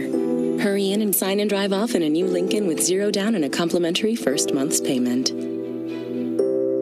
Trump's Disney robot versus Eminem. Who'd really win the rap battle? Plus, survey says Americans aren't in the giving spirit, but we'll give you a can't-miss Gutfeld. You're welcome. Why just track your heart rate or cholesterol when inside all your cells, at the ends of your DNA, are protected caps called telomeres? They shorten with age, but also change with certain lifestyles, both good and bad. Go beyond ordinary vital signs to monitor the vitality of your cells with TeloYears, a simple genetic test that lets you learn your cellular age based on your telomere length. There are steps you can take to slow down the clock on the aging process, but if you don't measure it, you can't manage it. Control how well you're aging. Learn more at teloyears.com. You won't see these folks at the post office. They have businesses to run. They have passions to pursue. How do they avoid trips to the post office? Stamps.com. Mail letters. Ship packages. All the services of the post office right on your computer. Get a 4-week trial plus $100 in extras, including postage and a digital scale. Go to stamps.com/try and never go to the post office again. Welcome back to Hannity. Congress is demanding answers tonight after Politico reported, quote, in its determination to secure a nuclear deal with Iran, the Obama administration derailed an ambitious law enforcement campaign targeting drug trafficking by the Iranian-backed terrorist group Hezbollah, even as it was funneling cocaine into the United States. Republican Congressman Jim Jordan and Ron DeSantis are following up on that story by sending a letter to Attorney General Jeff Sessions. The congressmen are asking the Department of Justice to turn over all documents and communications related to this matter to find out whether the Obama administration did this to help secure the nuclear deal with Iran. Joining us now with more on this request is Congressman DeSantis. A fascinating story and so disturbing at the same time. Congressman, how do you anticipate the DOJ is going to respond to your request for documents and information? I actually expect them to respond favorably because this is an important issue. And if you go back to the second term of Obama, remember what Ben Rhodes said? Yes. The Iran deal is the Obamacare of the second term. Everything was subservient to that. They did all kinds of things to get that deal through. Obviously, they told a lot of falsehoods to the American people in the process. This thing with Hezbollah, who, by the way, has American blood on its hands. They're one of the most lethal terrorist groups in the Middle East. You go all the way back to the Beirut bombing of the Marine Corps barracks in 1983. Hezbollah was the perpetrator of that. So they've been wreaking havoc in the Middle East against our allies, against the United States for decades. And to make a conscious decision to ward off a very sophisticated task force that was pursuing them, knowing that that would allow their drug running and money laundering operations to continue unabated and therefore empower Hezbollah, that is a very monumental and I think disastrous decision. We need to know what happened. We need to know who told them to stand down. And then we also need to get some of the architects of the Iran deal, like Ben Rhodes, and see were they involved with having DOJ shut this down. You're so right. I'm glad that you followed up on that because Ben Rhodes, you know, all roads lead back to him because he's got the answers. He's the architect of that. It sounds like from his own words, his own admission, he's making himself an ideal subject of an investigation to comply and come forward and proffer some testimony to explain exactly what transpired. And remember, he bragged about creating a fake echo chamber where he had client journalists that would put out disinformation about how this is really capitalizing on an opening of the Iranian regime. They're going to change and become part of the community of nations. They knew that wasn't true. They knew the mullahs weren't changing. They just thought that giving them $150 billion as sanctions relief, airlifting over $1 billion to them in cash, they thought that that was good, and that was the policy that they pursued. I think they pursued it recklessly, but by this investigation, we're going to find out just how reckless they were in doing that. Yeah, I just question that policy. I question its merits. I question its authenticity, the whole nexus of it, how it came together, and what exactly did they think that they were accomplishing? Was this just some kind of like ego trophy to say they could do this nuclear deal? Because it was a bad deal for the United States, and now we know just how bad. I think it was exactly. They wanted to hold up the New York Times the next day and say, oh, we have this great deal, peace in our time. Consequences be damned, essentially. And if you think about the deal, they never did anything to prevent Iran from developing ballistic missiles. That's not in the deal. Nothing about Iranian support for terrorism. And of course, we don't even have access to Iran's military sites in this deal. So it's really a deal that empowered Iran immediately and then paved the way for Iran to develop nuclear weapons in the near future. It was a disastrous deal, but then you also see now some of the consequences of that and the collateral damage by empowering Hezbollah. And I think if you ask somebody like Prime Minister Netanyahu of Israel, yeah, he's worried about groups like ISIS, but I think he'd probably point to Hezbollah as the most significant terrorist group in his neck of the woods. Absolutely. And he also tried to point that out at the time when he was stating his objections to the United States making this move, because he knows full well who better than he to determine and decide exactly what's going on in that region, especially based on their excellent intelligence gathering. We already know it. We knew that was a bad deal at the time, but nevertheless, it was pushed forward, and now we're finding out the ramifications of it. It reminds me of the Fast and Furious and cover up there. I mean, it's unbelievable, because it just seems that they had a specific political goal in mind and acted against the best interests of the United States and supported essentially terrorism with Iran and Hezbollah and funded it. And probably on both ends, by having the DEA stand down, that empowered Hezbollah on the front end. But then when they're getting the pallets of cash on the back end of the deal, well, why do you think they want the cash? Because they want to give that to the Revolutionary Guard Corps. They want to give it to groups like Hezbollah so that they can continue to wreak havoc in the Middle East. So it was a disaster from the beginning to end. You're absolutely right. Well, I thank you for your service and what you've done here, and I look forward to finding out the rest of this information. So obviously we need you to come back a lot. Congressman DeSantis, thank you so much. Merry Christmas. Merry Christmas. And joining us with more reaction, Fox News contributor Herman Cain and chairman of the American Conservative Union, Matt Schlapp. How much do I love these two guys? I got to tell you, I was very excited. You could tell by the way I said your names. All right, so Herman Cain, 999, right? Maybe the public would understand that benefit. It's unbelievable, taxes. All right, so let's talk about this. The Obama administration, okay, they gave a free pass to Hezbollah. But should there be a very thorough investigation because of this? Ben Rhodes and all the rest of them. There absolutely should be a thorough investigation. And this isn't the first time that the previous administration deceived the American people. But it is the first time that we have this kind of evidence that Congressman DeSantis and others are uncovering that tells us there are some rats in this. We just don't know exactly how many, and we just don't know how deep it goes. I'm glad that they're doing this so that they can continue to try to unfold what the truth is. But certainly, we know that this is leading to a bad place for the previous administration, and Iran has never been our friend. They acted like Iran was our friend, but they were never and never will be our friend. I mean, state sponsors of, terrorism here in terms of Hezbollah, very deadly, very dangerous, very much still alive and active, okay? Because, thank goodness President Trump followed through on all the campaign promises to crush ISIS, okay? But now look what we did. We gave money that ended up going directly to Hezbollah. I mean, this is insanity, Matt. Yeah, it is insanity. And the money part of this is a really big part of this, Kimberly, because obviously the money went to all the things that is not in the interest of the United States. I think the important thing here is the Democrats will say, oh, this is all political, and Donald Trump and the Republicans want to relitigate the scandals of the past. But what this is let's keep it in focus. The Iran deal has been decertified by President Trump. Thank God, another campaign promise kept, as you said. But yet it is still operational in many ways, and it's very important that the American people understand how putrid and polluted the whole process was by which Obama bent down and took a knee to the terrorists across the globe, to the mullahs, to the Castros in Cuba. He gave away to the store to all these American haters, people who undermine our national security. You know who he was tough on, Kimberly?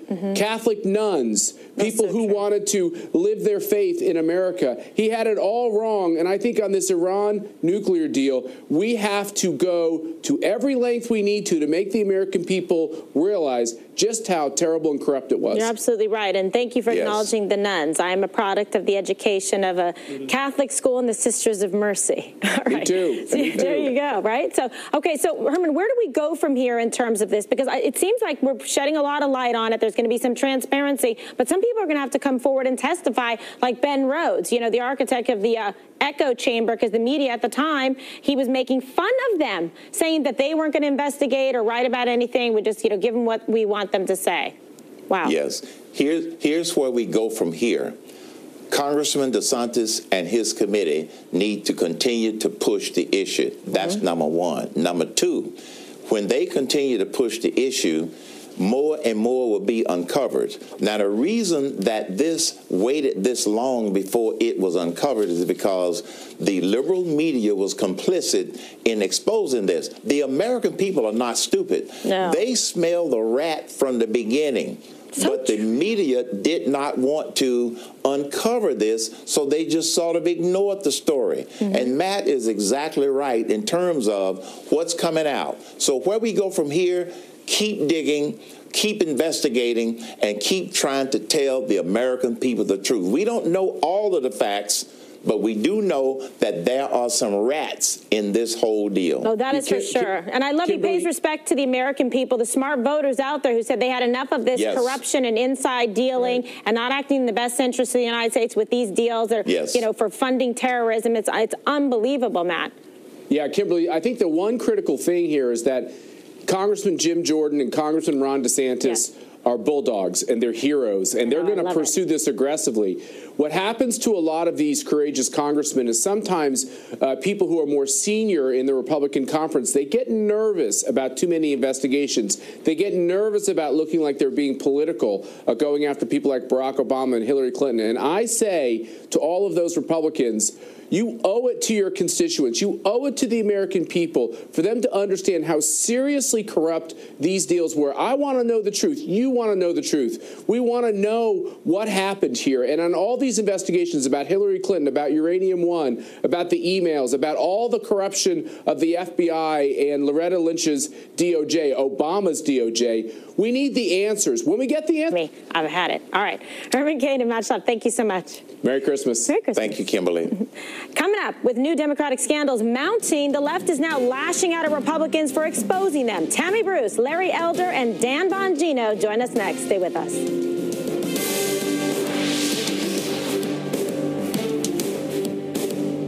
Maria is confident, but when it comes to mortgages, she's less confident. Fortunately, there's Rocket Mortgage by Quicken Loans. Apply simply, understand fully, mortgage confidently. My problem? I had tons of stuff to carry, but no easy way to do it. So I started Scotty Vest. At Scotty Vest, we make great-looking clothing with tons of hidden pockets and unique features. Visit ScottyVest.com right now and browse dozens of styles for both men and women. One fateful day, two of Mitsubishi's safest siblings were separated. The Roberts family adopted the Outlander, while Mike and Jenny took home the Outlander Sport. But no matter where their journeys take them, they'll always be part of America's safest crossover family. The 2018 Mitsubishi Outlander and Outlander Sport, starting at $22,995. Get $3,500 cash back and make no payments for 90 days or 0% APR for 84 months. My weekly poker game is moving to the Cobra Lounge. You'll help run it. I was in a room with movie stars, directors, and business titans. You're making thousands in tips every week. Thank you, Molly. I want you to listen. You are unimportant. I wasn't going to wait before I put a plan in place. First buy-in, $250,000. Let's play. I don't think I can defend the poker princess. If you think a princess can do what I did, you're incorrect. Molly's Game, rated R. The morning of August 6th, I looked over at the big screen TV and I saw breaking news, 30 Navy SEALs killed in a helicopter crash. I looked over and saw my wife coming through the front door. As soon as I turned and saw that Navy chaplain, I knew that he was dead. He was the heart and soul of our family. My dad, he was always the person to go help other people. He loved being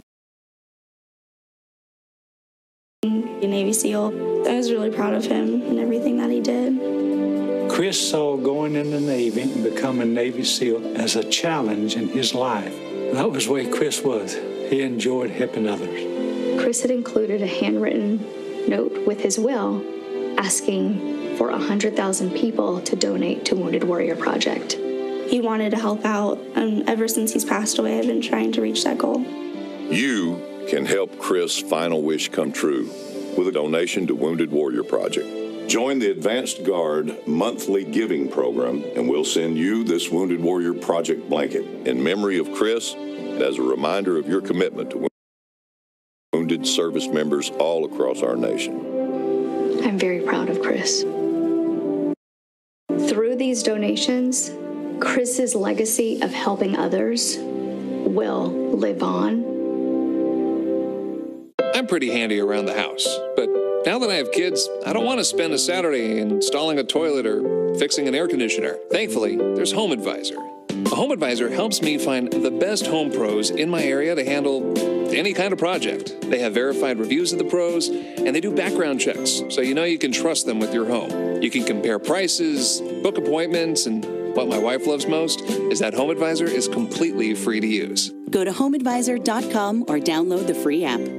My cardiologist said, I don't want you to come back until you get something done about those teeth. That is the foundation of good heart health. We're doing amazing transformations, and it's not just a smile. It changes their person's total outlook. At Clear Choice, we understand that your dental health impacts your total health. Doing the best for your own personal health is what's important. Schedule your free consultation today. We'll even talk about financing options. Call Clear Choice today. Welcome back to Hannity. As the left's Russian collusion narrative collapses and scandals involving members of the Democratic Party continue to mount, liberal lawmakers and their allies in the media are lashing out at Republicans and others who are exposing them. Watch this. Their attacks are not based on fact or logic. This is a hatchet job, plain and simple. The concerted campaign to discredit him and his investigation in the right-wing media is nothing more than propaganda and disinformation to try and turn the public's attention away from the real investigation. We were witnessing a concerted, coordinated effort to try to undermine this entire investigation, from Mueller to the FBI to the Department of Justice, to make this all seem as though it's a corrupt enterprise. Well, hear me out here. It seems to me that they're just throwing whatever they can, like monkeys, throwing poo against the wall. These are actions that the White House wants them to take, that Steve Bannon wants them to take, but are enormously destructive of our administration of justice, and of course, a major distraction from the Russia investigation. This hearing is part of an ongoing Republican attempt to divert attention from the real investigation into the collusion between the Trump campaign and the Russian government. All right, and joining us now with reaction, Salem Radio nationally syndicated host Larry Elder and Conservative Review contributing editor and former Secret Service agent Dan Bongino and Fox News contributor Tammy Bruce. First question, Tammy, why do they always have to bring the monkey cage into it? Like, that was a little bit crazy. It's like that's the most they can think of. This is hysterical, isn't it? Yeah. And look, it's awful things they're saying, but what it really highlights is literally a meltdown. They don't know what else to say. It was a great day for not just the president, but for the country yesterday. It's as ridiculous, as ineffective. And of course, this is on the heels of all of these other remarkably, well, like the remarkable Politico story. You've been hitting all the marks tonight. Yeah. Obama and Hezbollah, Ben Rhodes wishing that, saying that he wished to see the obits of Pence and McConnell and Ryan in public on Twitter, saying effectively he wants them to die. This is an admission by the left that they have failed completely, and all they have now is hysteria. I mean, real hysteria, like, you know, get some serious counseling, but Obamacare is not going to help you. A few meds. Exactly. Nice. All right, so Larry, do you agree that the left's attack on the GOP is seriously just a distraction to avoid all of these numerous Democrat scandals that we've seen in the news? Of course it is. I guess I have two reactions. Let's remember how they treated Ken Starr. I remember James Carville said, yes, I hate Ken Starr. I hate him. And this is America. You ain't got to love somebody if you don't want to. I hate Ken Starr. Right. They called him everything but a child of God.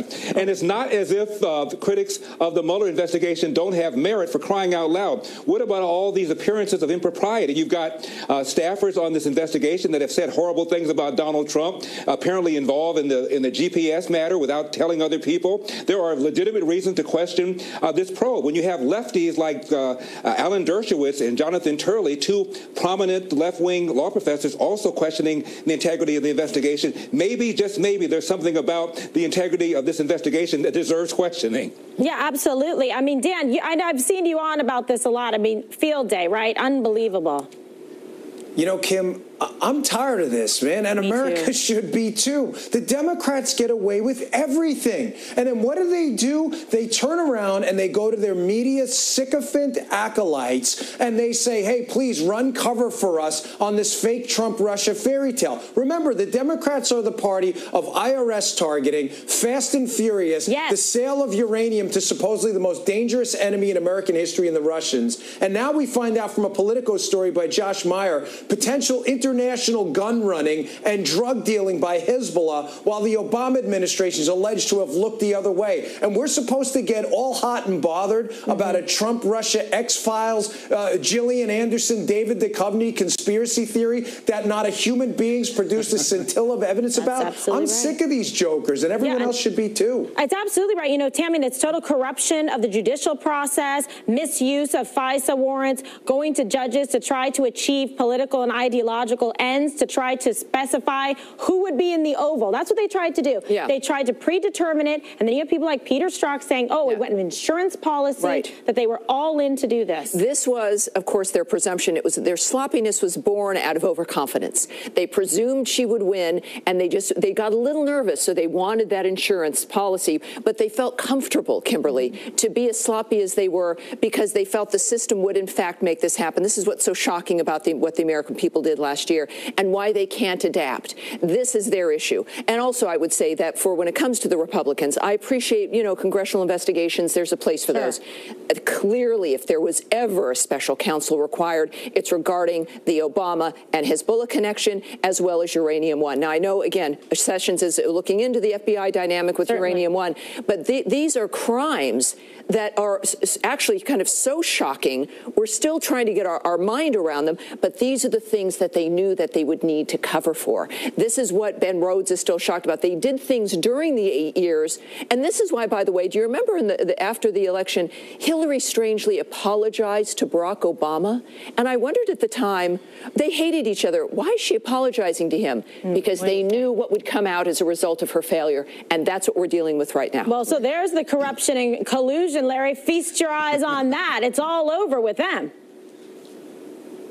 And my column that came out today, Kimberly, was about what would happen if Obama had spent the first 10 months of his presidency battling charges of collusion because apparently somebody in his campaign took a meeting with somebody who had opposition, dirt on his opponent. And for 10 months, Obama has been fending off accusations that he really didn't win the election. No, it was a collusion between him and Putin, and that's what got him the election. Can you imagine what the Black Lives Matter people would be doing, what the NFL players would be saying, what the Congressional Black Caucus would be saying, what the NAACP would be saying? They'd be screaming how racist this probe is, talking about how lame it is, that initially it was about collusion, then they couldn't find collusion, and then it was about lying to investigators, and now it's about obstruction of justice. This country would be on fire. So I asked my friends on the left to just imagine what things would be like if the same situation were done, except take out the word Trump and put in the word Obama. And tell me honestly how you feel about this probe. Can I just add very quickly?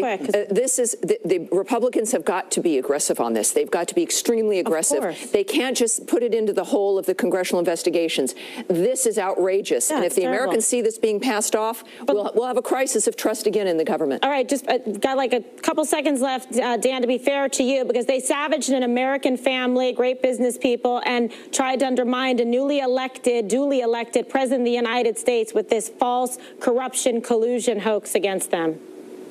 Kim, I think you're going to find out in the coming days and weeks that this special counsel has been a cover because they lost their insurance policy, which was Hillary Clinton in office to cover their misdeeds. This is their misdirection now, the special counsel. It's all coming out, folks, right? All right, Larry, Dan, and Tammy, what a pleasure. Fantastic panel tonight, indeed. Coming up, Ambassador Nikki Haley unloads on the UN right before it voted to condemn President Trump's decision to recognize Jerusalem as the capital of Israel. Lieutenant Colonel Oliver North is here with reaction. Stay with us.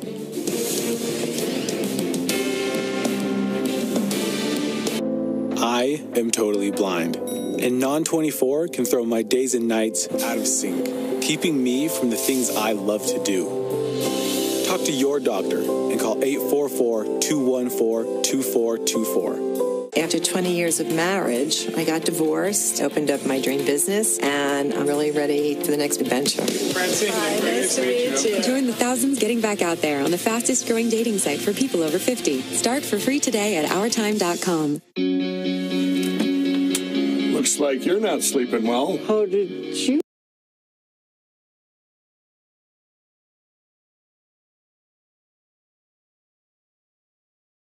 No. And Megan! Hey, you're that guy. The My Pillow guy. That's right, and I'm here to help you get the best sleep of your lives. Just like all of you out there, I had problems sleeping. I had tried every pillow out there, and none of them worked. That's why I invented My Pillow. My patented fill adjusts to your exact individual needs and helps keep your neck aligned. My Pillow will hold its shape all night long, regardless of your sleep position, for the best sleep of your life. Call or go online to order My Pillow Premium, and Mike will give you a second pillow absolutely free. Use the promo code on your screen to get 2 My Pillows for the price of 1. Don't delay. Order now. You're sleeping better. Much better. And you're looking good. Feeling good. I knew you would. For the best night's sleep in the whole wide world, visit MyPillow.com. A crucial conservative voice. We look at the extraordinary journey of one of America's most influential figures, Charles Krauthammer. A Life That Matters, anchored by Brett Baer. As an 18-year-old, I let my mistakes kind of take over my life. I was 0.5 credits away from completing high school, and I didn't do it. I got pregnant, and I was the main one working, so I did what I had to do to survive. Sentía que la escuela no era para mí. Most of my family, they never graduated high school or even let alone go to college, so.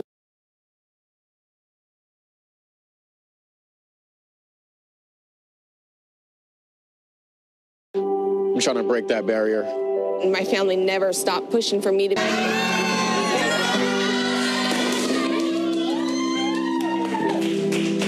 I could not have gotten my diploma without my family.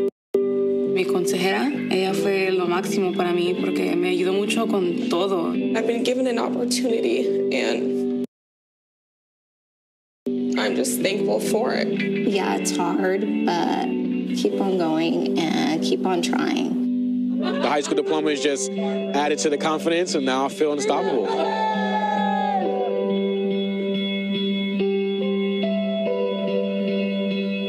Find free adult education classes near you at finishyourdiploma.org. For me, the unknown is a seduction. Ooh, we're a little naughty, Neil. A little naughty. Let's do this. No. Science! The wonder of Star Talk. The universe itself is a drug. Wow, man, you blew my mind. I don't know if you can handle it.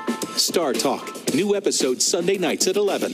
That's kind of dope, right? That's totally dope. Only on National Geographic.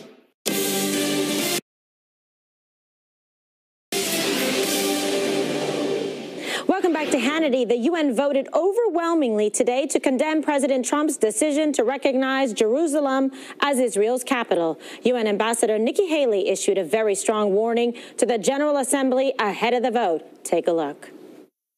The United States will remember this day in which it was singled out for attack in the General Assembly for the very act of exercising our right as a sovereign nation. We will remember it when we are called upon to once again make the world's largest contribution to the United Nations. And we will remember it when so many countries come calling on us, as they so often do, to pay even more and to use our influence for their benefit. America will put our embassy in Jerusalem. That is what the American people want us to do, and it is the right thing to do. No vote in the United Nations will make any difference on that.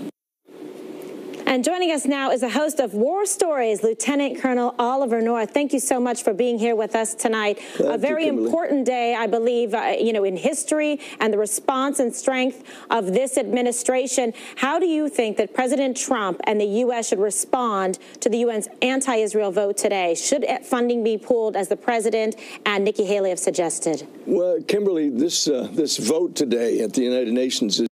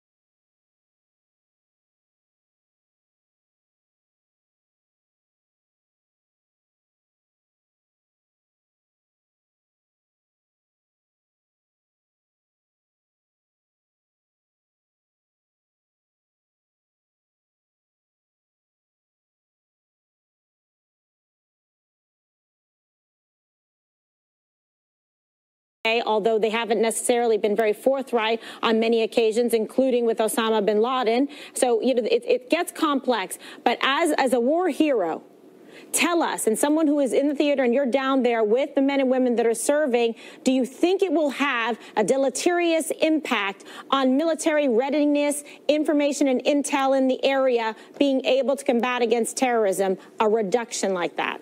No, because there's no one else who can do it. The British voted against us in this thing. The French voted against us. And, of course, Russia. Combined, the three of them couldn't handle what we do in our commitments for national security to protect us, protect the American people. So, for example, military aid and stabilization aid in a place like Afghanistan or northern Iraq makes a lot of sense for us. But giving aid to dozens of other countries when the United Nations votes against it, does anybody remember? I do. Besides you and me, what used to happen with the so-called oil for food program run by the United Nations with our money and the corruption and graft and greed at the United Nations headquarters, of course, carried out all over the Middle East at the same time. Look, the United Nations has nothing that they can stand up and say, we're proud of the way we act. All right, Lieutenant Colonel, thank you so much. More Hannity next. Appreciate you. Steinmart is the one-stop spot for all your last-minute gifts. Gift the brands you know at prices you'll love while saving up to 60% off department store prices. With accessories, coats, sweaters, tech, and more. There's something for everyone. Open Christmas Eve. Hurry into Steinmart today. We, the people of Poland, wish to extend holiday greetings to the people of the United States and to thank you for your role 28 years ago and helping us secure our freedom. A Feilichen Hanukkah. Merry Christmas. Eid Mubarak. Wesołych świąt. Happy holidays. Happy holidays. Happy holidays. Happy holidays. Happy holidays. If you just sign that first I'm one so there. sorry. I don't feel comfortable signing that. I don't get the math here. Was this the same car we talked about? What's this dealer preparation thing? I'm so sorry. This just is not what we talked about.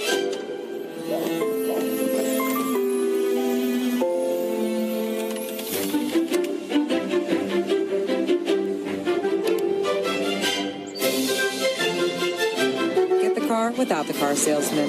Carvana.com, the better way to buy a car. You guys don't happen to know a good handyman, do you? Maybe. Outstanding. Could you possibly do a background check on them? Also, get a bunch of quotes. Then book an appointment for, say, Tuesday? You can't expect your neighbors to do everything Home Advisor can. So to find and book a top-rated home pro for free, just ask Home Advisor. I'm Jillian, and I have a confession to make. I may have been a little tough in my past. Down! Up! Go! Go! But now I've found my bubbly side with SodaStream, the effortless way to stop addiction to sugary soda. Just slip in a bottle of regular tap water, a quick push, and in seconds, plain boring water is sparkling. Add a little fruit drop flavor, and boom, a sparkling treat you'll want to drink. Quit soda with SodaStream. Available at GetSodaStream.com or at these fine retailers. After Mom's hospital and rehab stay, we didn't think we'd get another chance to celebrate a holiday with her. But visiting Angels has given us the greatest gift possible. Mom at home, happy, well cared for, and most importantly, safe. Sarah's not just a caregiver, she's part of the family, helping us keep our traditions alive. Visiting Angels, America's choice in senior home care.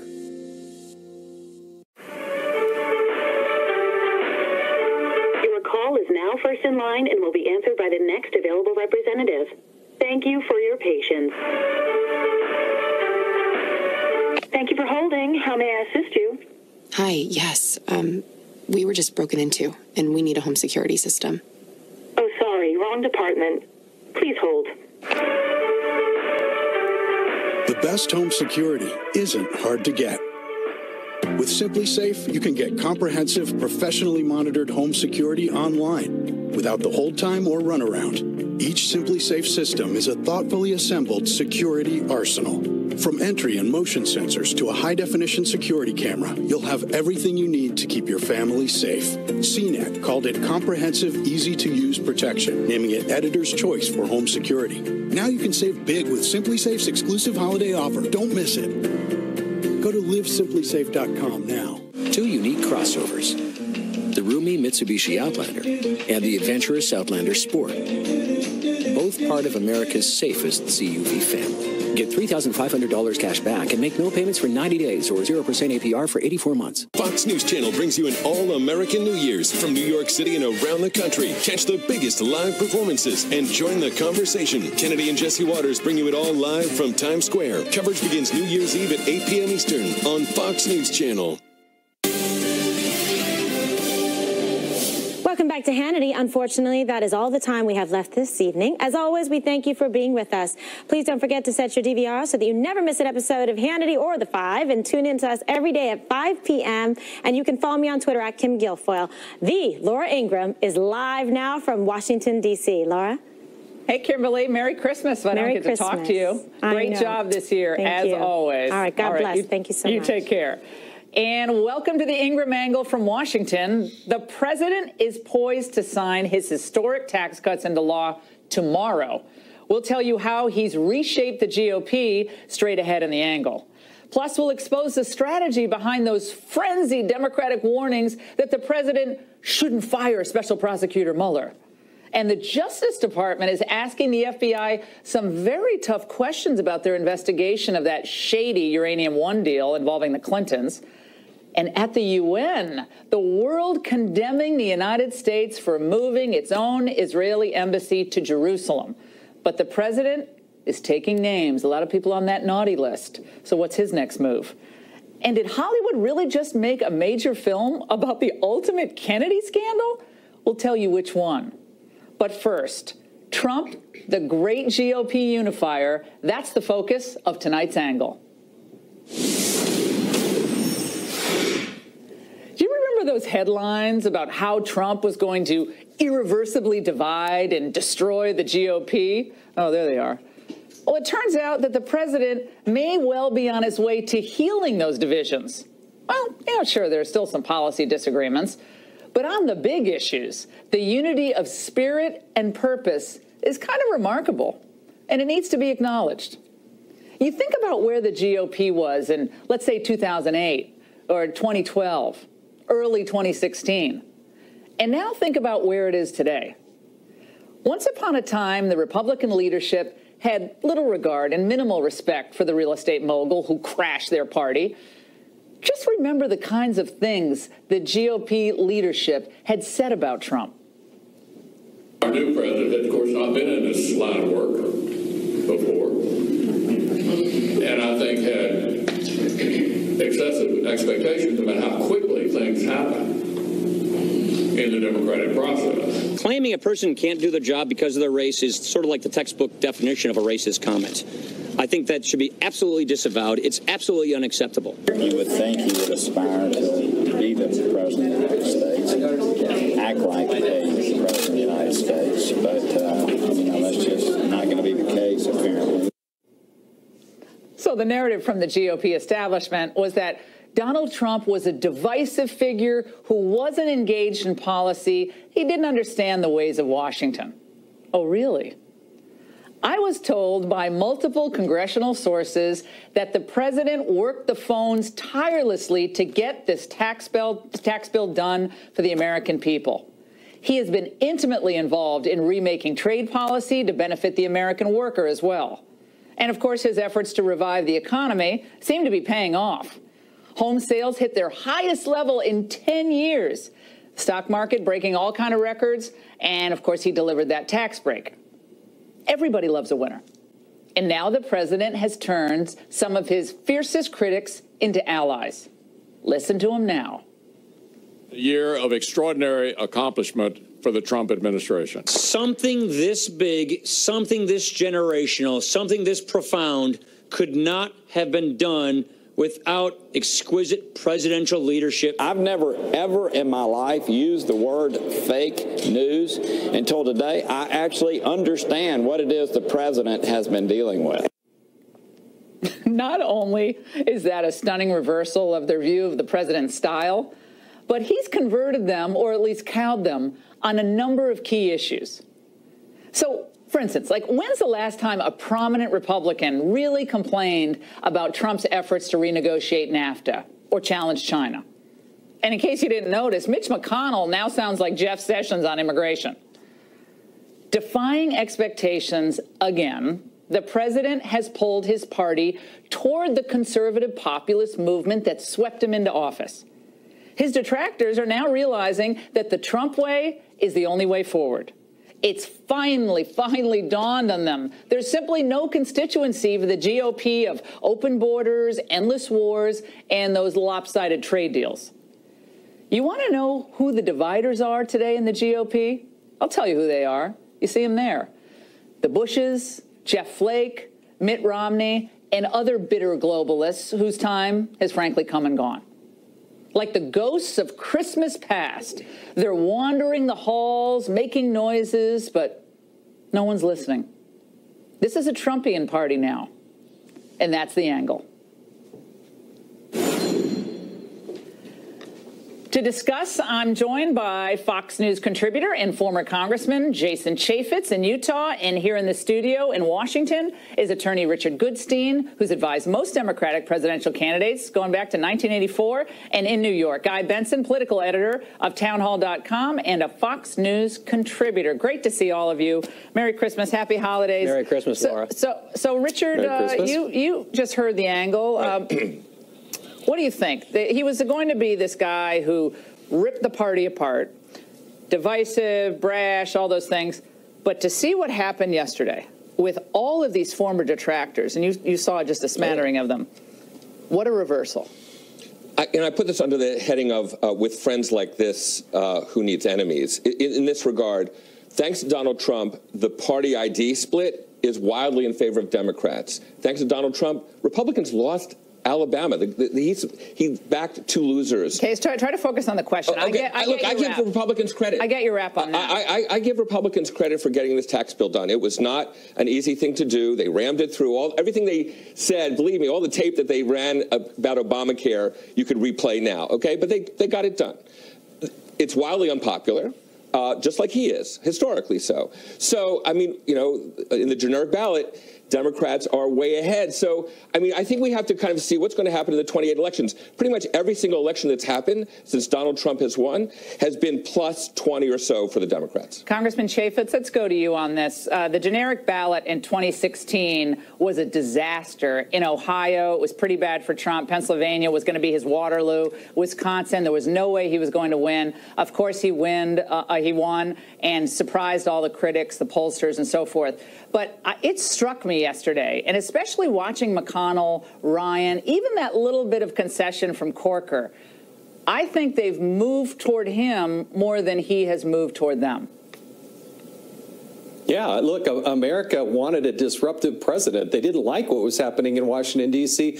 on either side of the aisle. And if the Democrats' only thing that they can really point to as a highlight for their 2017 is a generic ballot, you know it was a terrible year for Democrats. They lost big. Hillary Clinton's numbers are even lower. If the race were run again, Donald Trump would win by even bigger numbers. He did help unite the party. After the Republicans did the proverbial political faceplant by blowing it on Obamacare, they finally realized that maybe we ought to come together, and the president did work hard behind the scenes.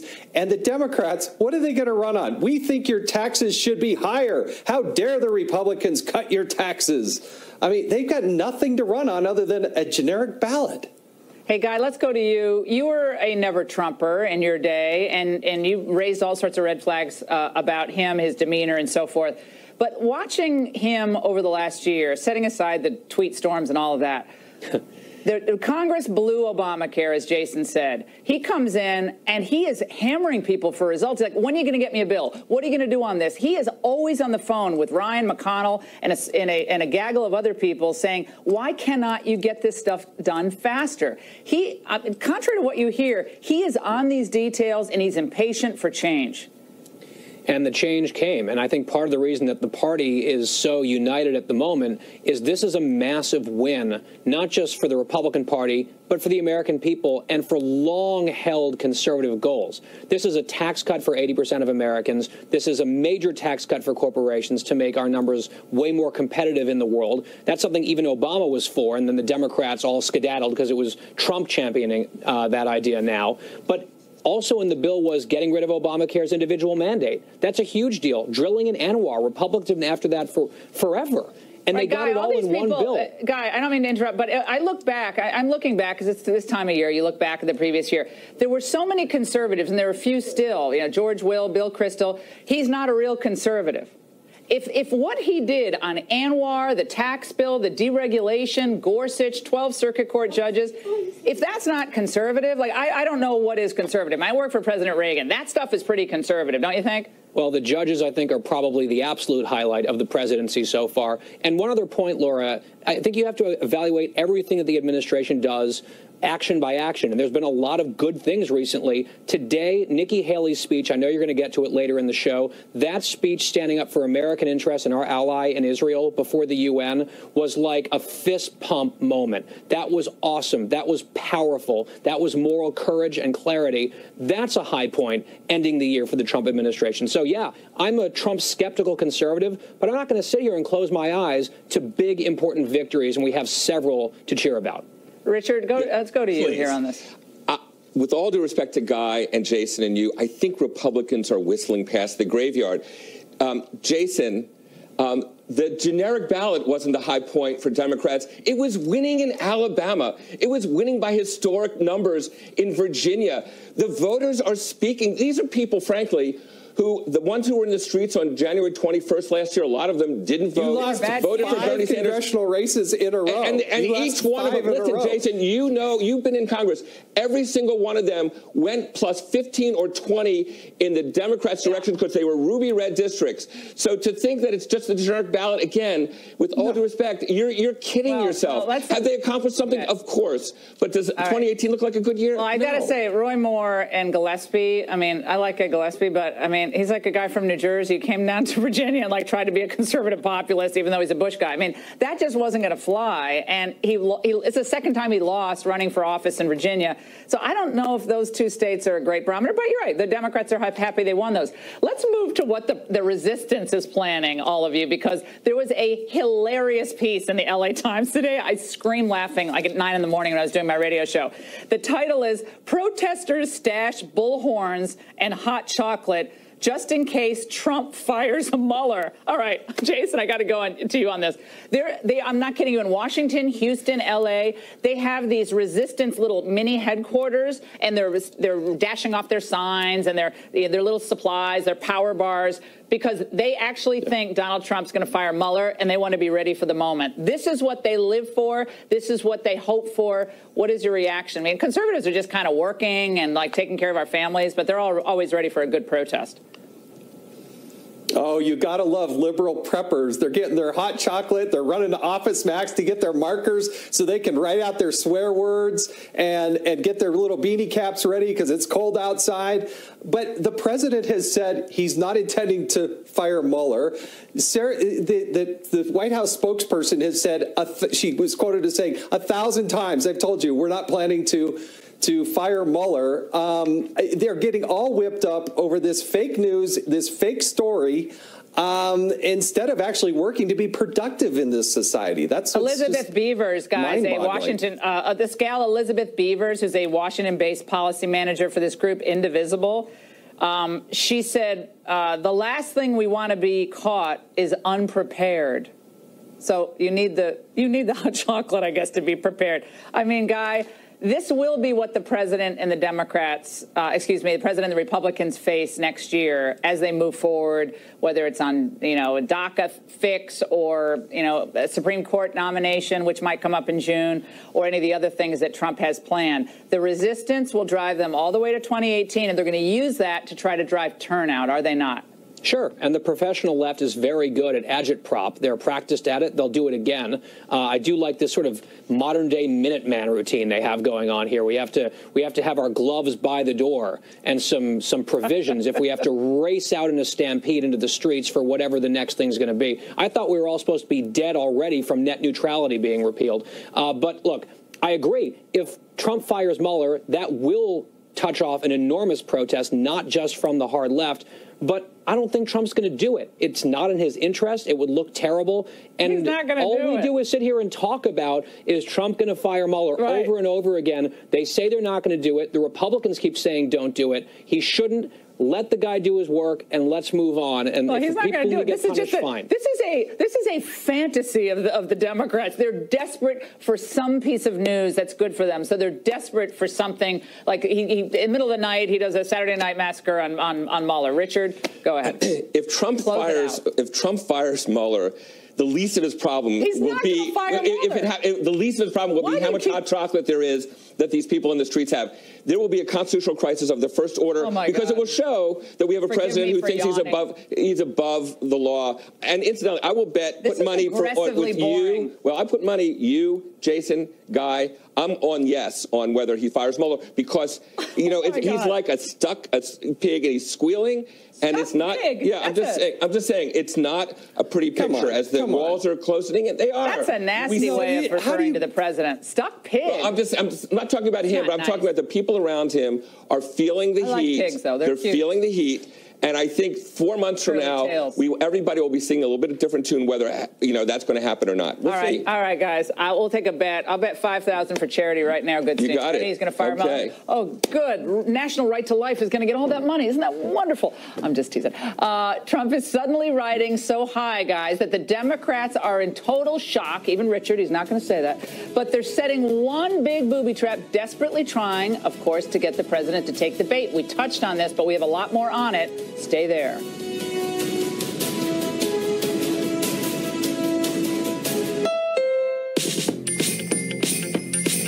Just the right shop for the holiday car. Whoa.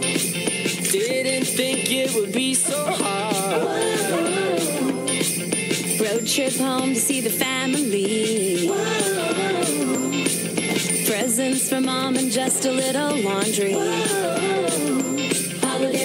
Get on the Honda Fit, now during the Happy Honda Day sales event. Ends January 2nd. Joseph A. Bank's Last Dash gift sale. Save up to 70% store-wide. Leather jackets, $199. All dress shirts, 2 for $89. And all wool sweaters, $49. The Last Dash gift sale. Only at Joseph A. Bank. We're on a mission to show drip coffee drinkers it's time to wake up to Keurig. Wakey, wakey, rise and shine. How are you? Well, watch this. I pop that in there, press brew, that's it. So rich. I love it. That's why you should be a Keurig man. Full-bodied. Are you sure you're describing the coffee and not me? She's nationally recognized for her compassion and care. He spent decades fighting to give families a second chance. But to help others, they first had to protect themselves. I have AFib. Even for a nurse, it's complicated, and it puts me at a higher risk of stroke. That would be devastating. I had to learn all I could to help protect myself. Once I got the facts, my doctor and I chose Xarelto. Xarelto, to help keep me protected. Once daily Xarelto, a latest generation blood thinner, significantly lowers the risk of stroke in people with AFib not caused by a heart valve problem. It has similar effectiveness to warfarin. Xarelto works differently. Warfarin interferes with at least 6 blood clotting factors. Xarelto is selective, targeting just one critical factor, interacting with less of your body's natural blood clotting function. For AFib patients well managed on warfarin, there is limited information on how Xarelto compares in reducing the risk of stroke. Don't stop taking Xarelto without talking to your doctor, as this may increase risk of stroke. While taking, you may bruise more easily or take longer for bleeding to stop. It may increase your risk of bleeding if you take certain medicines. Xarelto can cause serious and, in rare cases, fatal bleeding. Get help right away for unexpected bleeding, unusual bruising, or tingling. If you've had spinal anesthesia, watch for back pain or any nerve or muscle-related signs or symptoms. Do not take Xarelto if you have an artificial heart valve or abnormal bleeding. Tell your doctor before all planned medical or dental procedures and before starting Xarelto about any conditions such as kidney, liver, or bleeding problems. It's important to learn all you can To help protect yourself from a stroke. Talk to your doctor about Xarelto. There's more to know. Rooted in racism, trees separate a California golf course and black neighborhood. Now, Larry Elder reacts to the decades-old controversy on Tucker Carlson Tonight.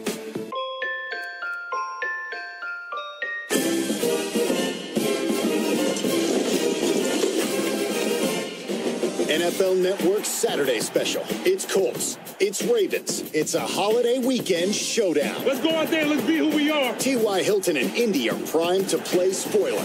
But Joe Flacco and the Ravens are looking to make one final playoff push. When it's on, it's on. Saturday at 4:30, only on NFL Network. It's 6 a.m. 40 million Americans are waking up to a Gillette shave. And at our factory in Boston, 1,200 workers are starting their day building on over 100 years of heritage, craftsmanship, and innovation. Today, we're bringing you America's #1 shave at lower prices every day, putting money back in the pockets of millions of Americans. As one of those workers, I'm proud to bring you Gillette quality for less, because nobody can beat the men and women of Gillette. Gillette, the best a man can get.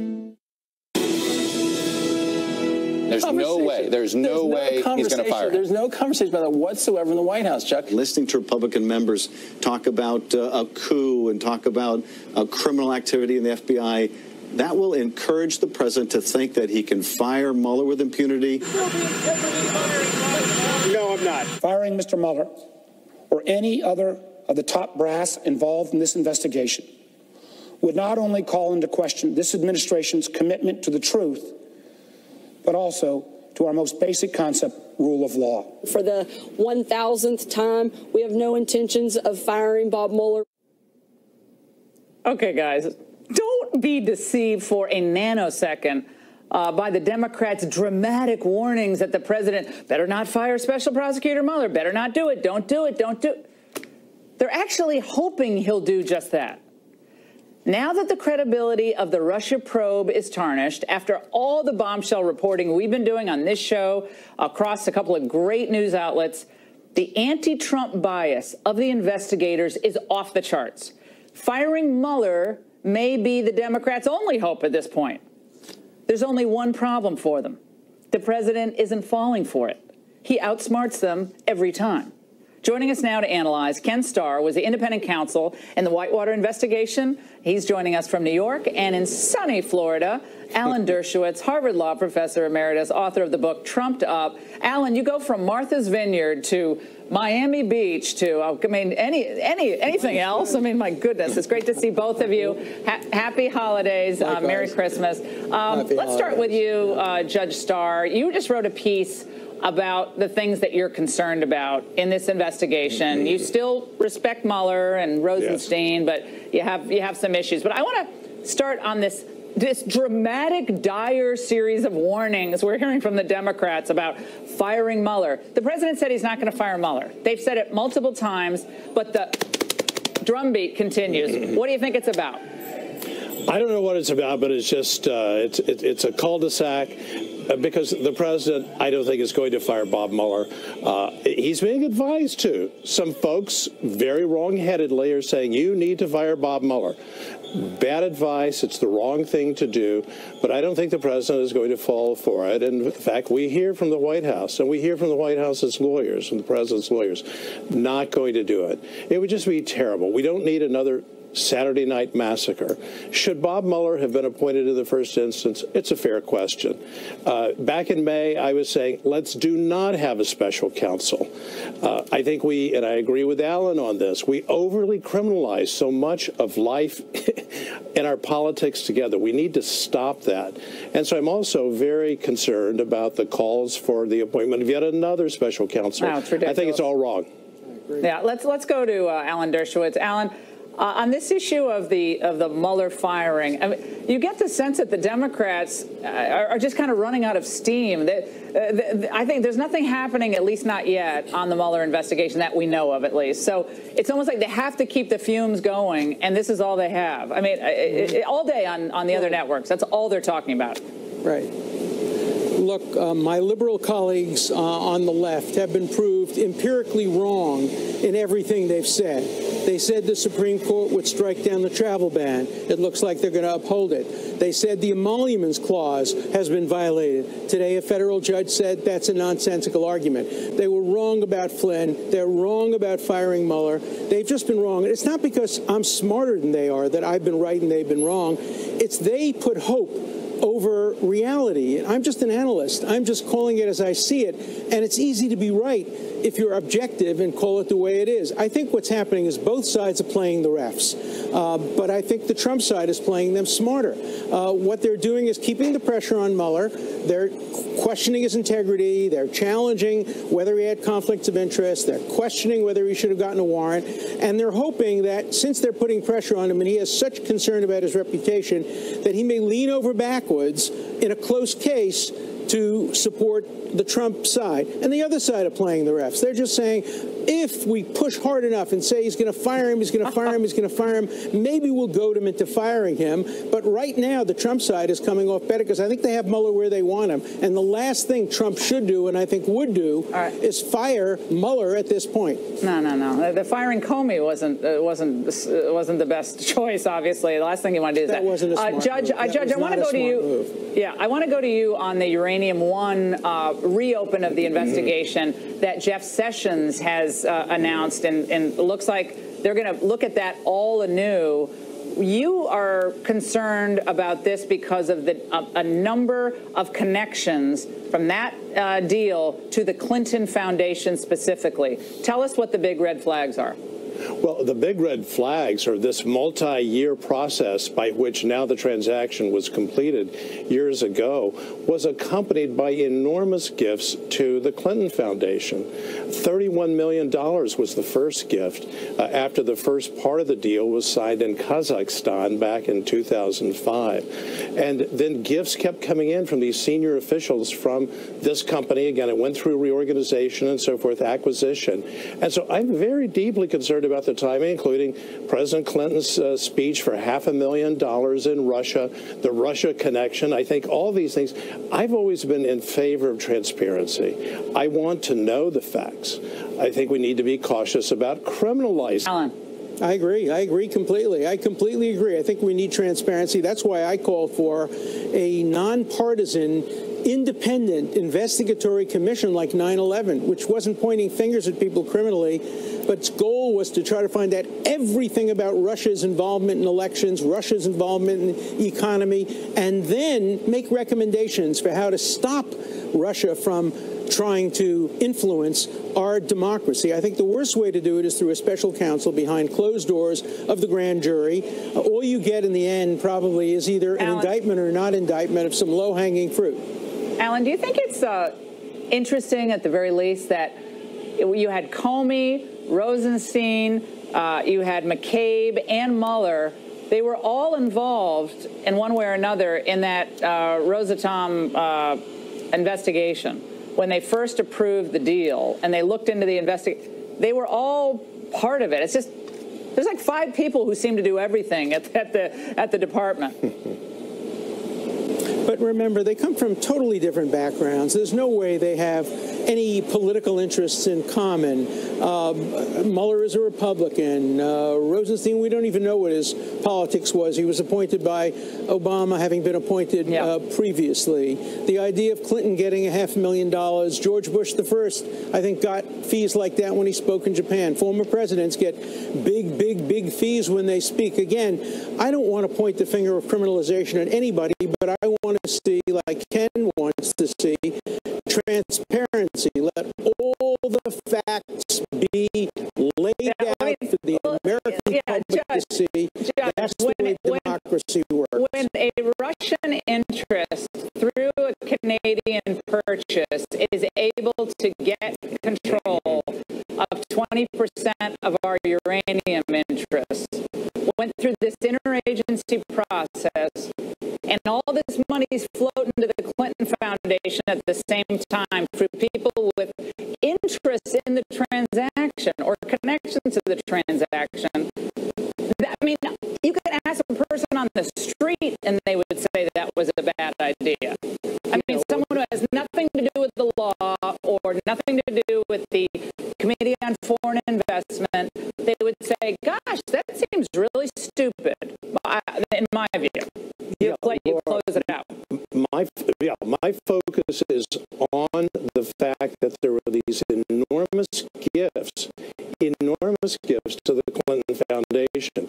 It's not whether there was a proper interagency process, the 9 agencies that approved it and so forth. It may have been exactly the right thing to do. But why were these gifts enormous in size given year after year after year to the Clinton Foundation? I don't think that was a good thing to do, Judge, to have a Russian interest. Everyone's always afraid of Russia. Now Russia owns 20% of uranium stake, and we all think, oh, that could have been a good thing. I don't understand how you think that could be a good thing. But I think it's very clear that countries like Kazakhstan and others honestly believe that you need to give gifts to get things done. That doesn't mean the Clinton Foundation did anything wrong. Clinton Foundation's wonderful work abroad for AIDS and everything else. They spend every penny on doing good. So what you're looking at is the intention of the Kazakh authorities. That's very different than pointing the finger at the Clintons. All right, both of you have a wonderful holiday. And by the way, guys, much of the whole world today at the UN condemned the president's recognition of Jerusalem as the capital of Israel. So where does the president go from here when we come back?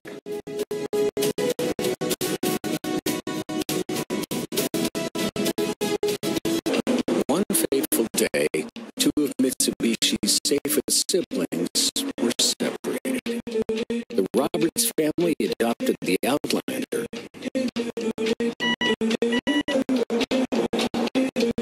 While Mike and Jenny took home the Outlander Sport. But no matter where their journeys take them, they'll always be part of America's safest crossover family. The 2018 Mitsubishi Outlander and Outlander Sport, starting at $22,995. Get $3,500 cash back can make no payments for 90 days or 0% APR for 84 months. Honey, can we do this tomorrow?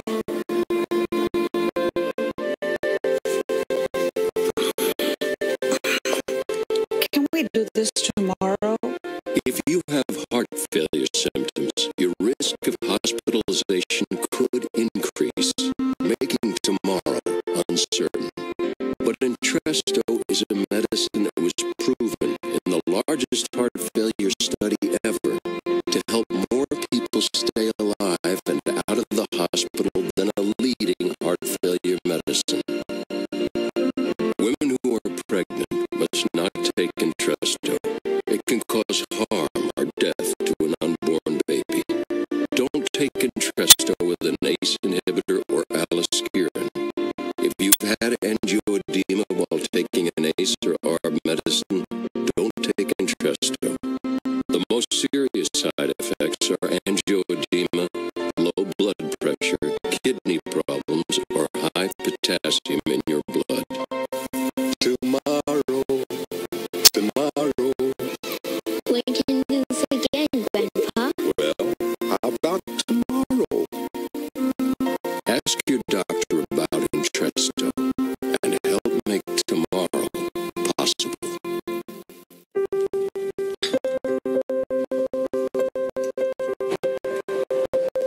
Did they say what time they would get here? Around 5. Oh, they're early. Who's early? Somebody get the door. What?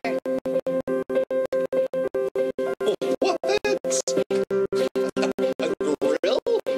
Take everything you love about Christmas and wrap it in red. Right now at Ace, get free assembly and delivery on any grill $3.99 and up.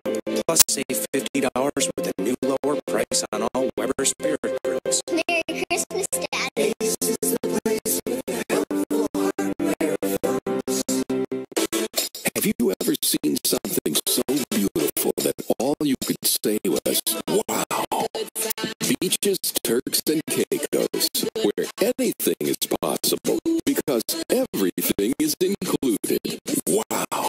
Get up to 65% off. Call 1-800-BEACHES.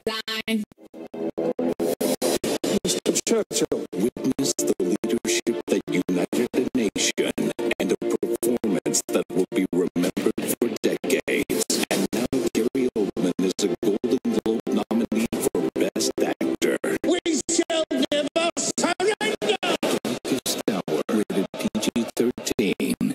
Take your fitness to new heights. It's time for you to go vertical with Maxi Climber. Get maximum results in as little as 10 minutes per day. Maxi Climber delivers a calorie-burning, fat-blasting workout with intense muscle toning. Maxi Climber is safe, low impact, and perfect for all fitness levels. Thousands of satisfied customers prefer Maxi Climber's full body workout over boring horizontal workouts.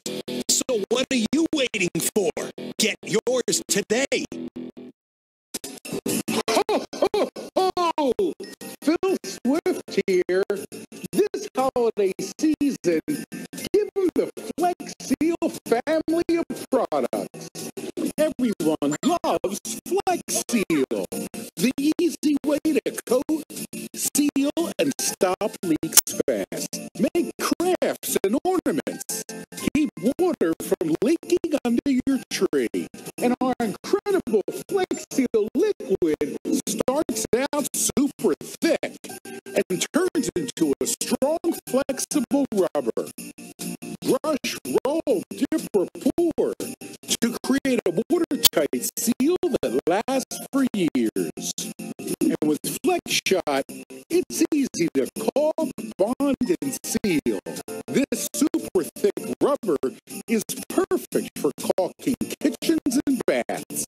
And Flex Tape's incredible adhesive instantly stops tough leaks.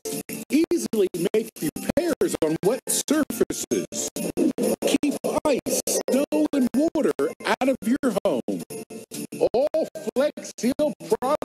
make great stocking stuffers. Imagine everything you could do with the Flex Seal family of products. You and me against the world.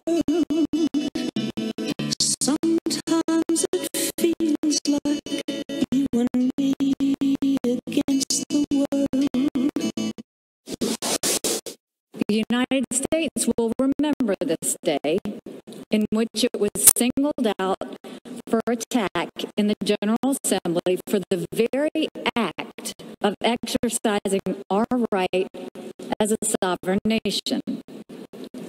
We will remember it when we are called upon to once again make the world's largest contribution to the United Nations. And we will remember it when so many countries come calling on us, as they so often do, to pay even more and to use our influence for their benefit. Despite that sharp warning from Nikki Haley today, the UN overwhelmingly voted to condemn President Trump's decision recognizing Jerusalem officially as the capital of Israel. 128 countries voted for the resolution. Just 9 states bravely opposed it, and 35 milquetoast abstained. Let's analyze it with Lawrence Corr, who was Assistant Secretary of Defense in the Reagan administration and is now a senior fellow at the Center for American Progress. And in New York, Carrie Sheffield, a political analyst and former reporter for Politico and The Hill. Great to see both of you. All right, Larry, let's go with you. We had Clinton, Obama, Bush all said they were going to move the embassy from Tel Aviv to Jerusalem. It's a big deal for them to say it, big deal to pledge it. They didn't do it. Trump does it, and they go bananas at the UN today. Well, the reason that they did, and the fact of the matter is that he annoyed a lot of our allies who we need to bring peace there, to deal with the threat from Iran, to deal with ISIS. The other presidents, you're right, did say that in their campaign. Why did they say it? Well, basically because that is our policy.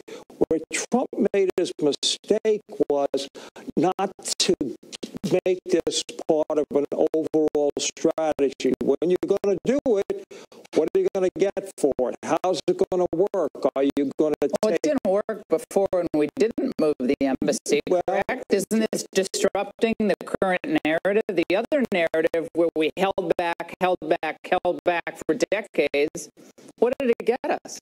Well, basically, you haven't had a war between the Israelis and Palestinians for a long time.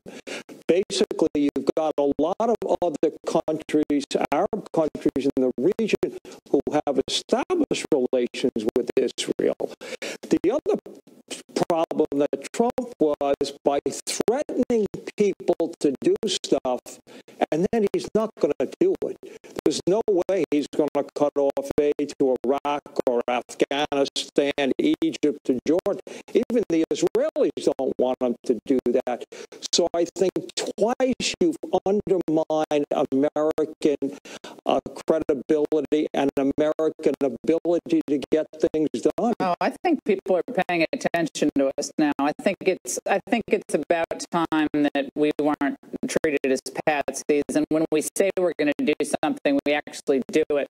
Carrie, it's true that the Christian cops were against it because they're concerned that their own religious liberty is going to be threatened in the region because the Arab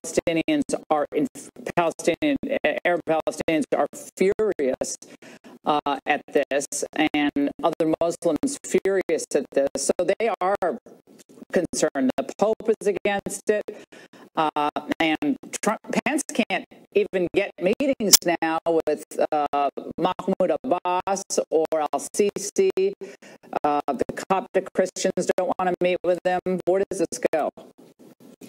Well, I mean, it is true that the Copts were, concerned about this, but Christians in the Middle East, they've long been targeted well before any of this. So I'm much more concerned. I actually think this could be a moment where we would say, we will be a moral authority. And that's what I heard Nikki Haley. I mean, Laura, you heard it here. In my opinion, Nikki Haley's speech was the Iron Lady. It was the American modern day Iron Lady. I was so proud of her. It was amazing. I hope she runs for president in 8 years or 7 years at this point. Very incredibly inspiring. We need more like her, more people who are going to stand up. And what about Larry's point, though? What about Larry's point that this is going to tick off our allies in the region? We do need them to help us in this battle against jihadis. Saudi Arabia, obviously, we need them on our side, even though they still have many problems in their society, obviously. But Iran is the big foe, still funding Hezbollah, and so forth. Sure, absolutely. I mean, I think that Larry completely overstates the risk. He basically said we're going to go to war over this. I think that that's being histrionic. I will say that this president, his very first visit overseas was to Saudi Arabia. That was unprecedented. And everyone said, oh, why is he doing this? He's disrupting it. So all talk and no action. That was a mantra throughout his campaign.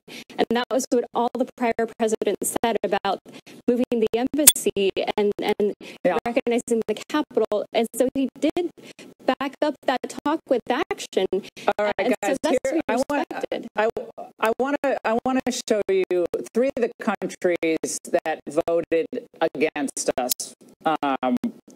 Venezuela, they're starving their own people. Syria, they gas their own citizens. And Yemen, currently engulfed in a civil war. Are those the moral arbiters, Larry, that we're supposed to listen to? But look who voted, the British, the French, okay?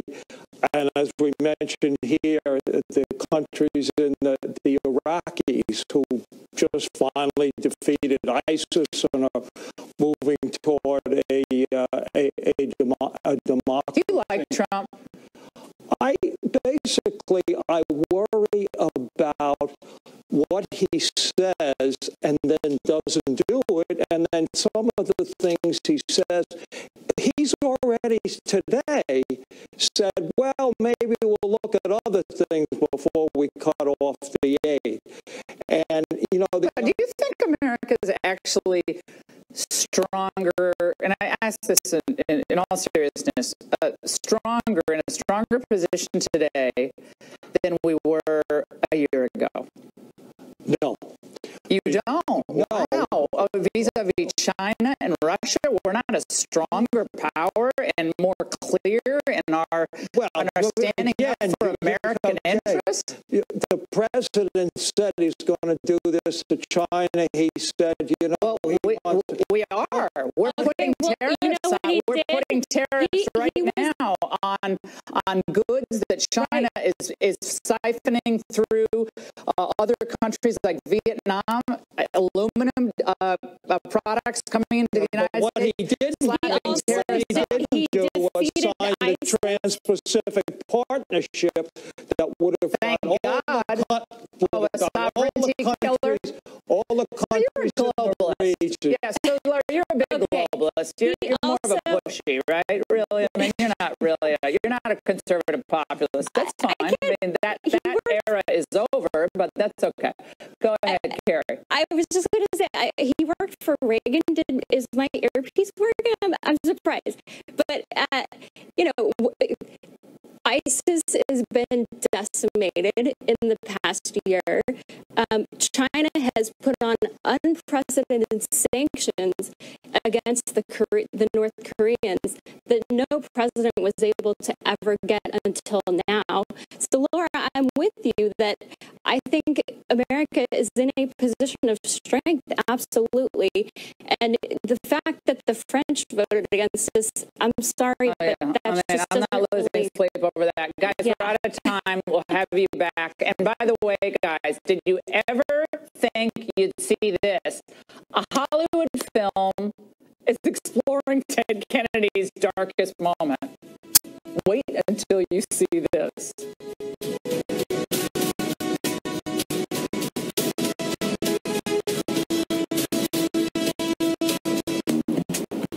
When you have a cold, stuff happens.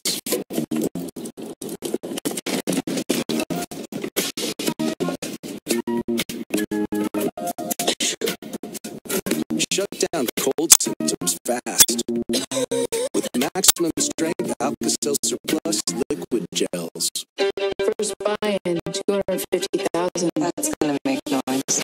Built a multi-million-dollar business using your wits. I'm about to be charged in federal court. Well, nobody's perfect. Molly's Game. Rated R.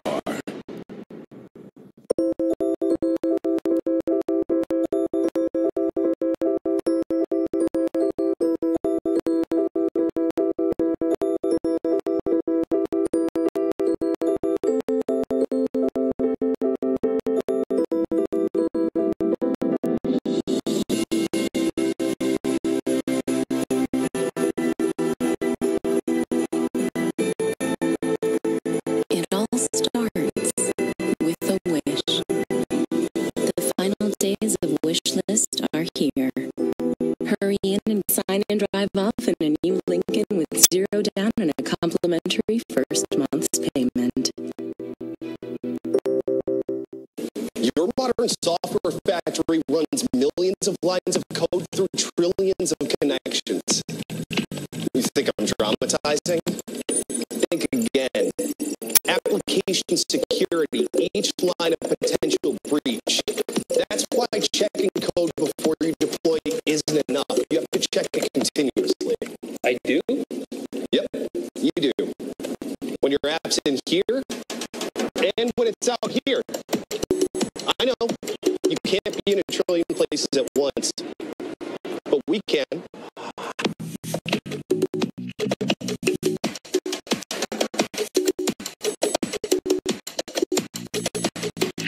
Patients that I see that complain about dry mouth, they feel like they have to drink a lot of water. Medications seem to be the #1 cause for dry mouth. Dry mouth can cause increased cavities, bad breath, oral irritation.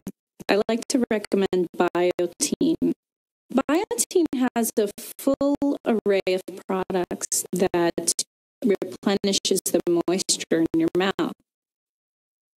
Biotene definitely works. It makes patients so much happier.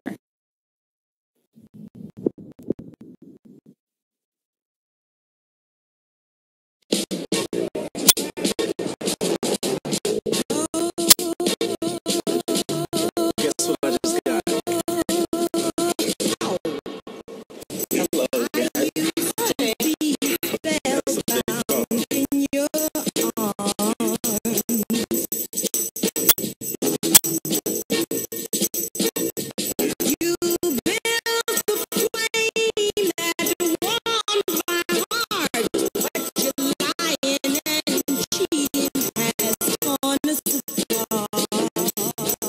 Get up to $400 toward a Galaxy Note 8 or S8 with qualifying trade-in. Only on Samsung.com.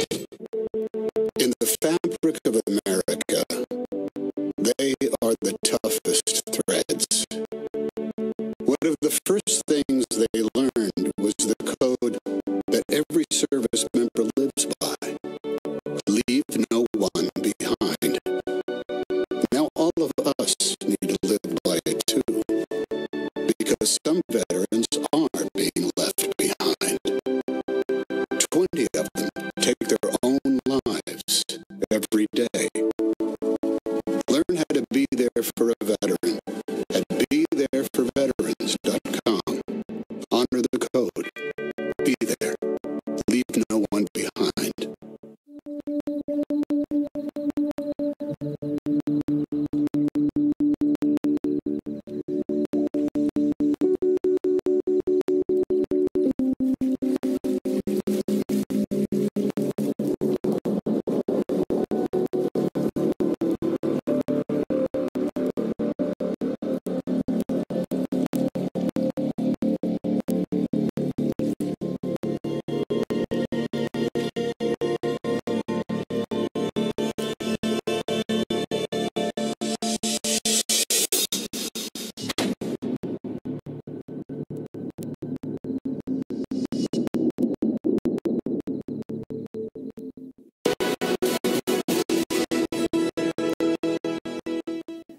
If you're going to erase part of America's history, you better do it under the cover of darkness.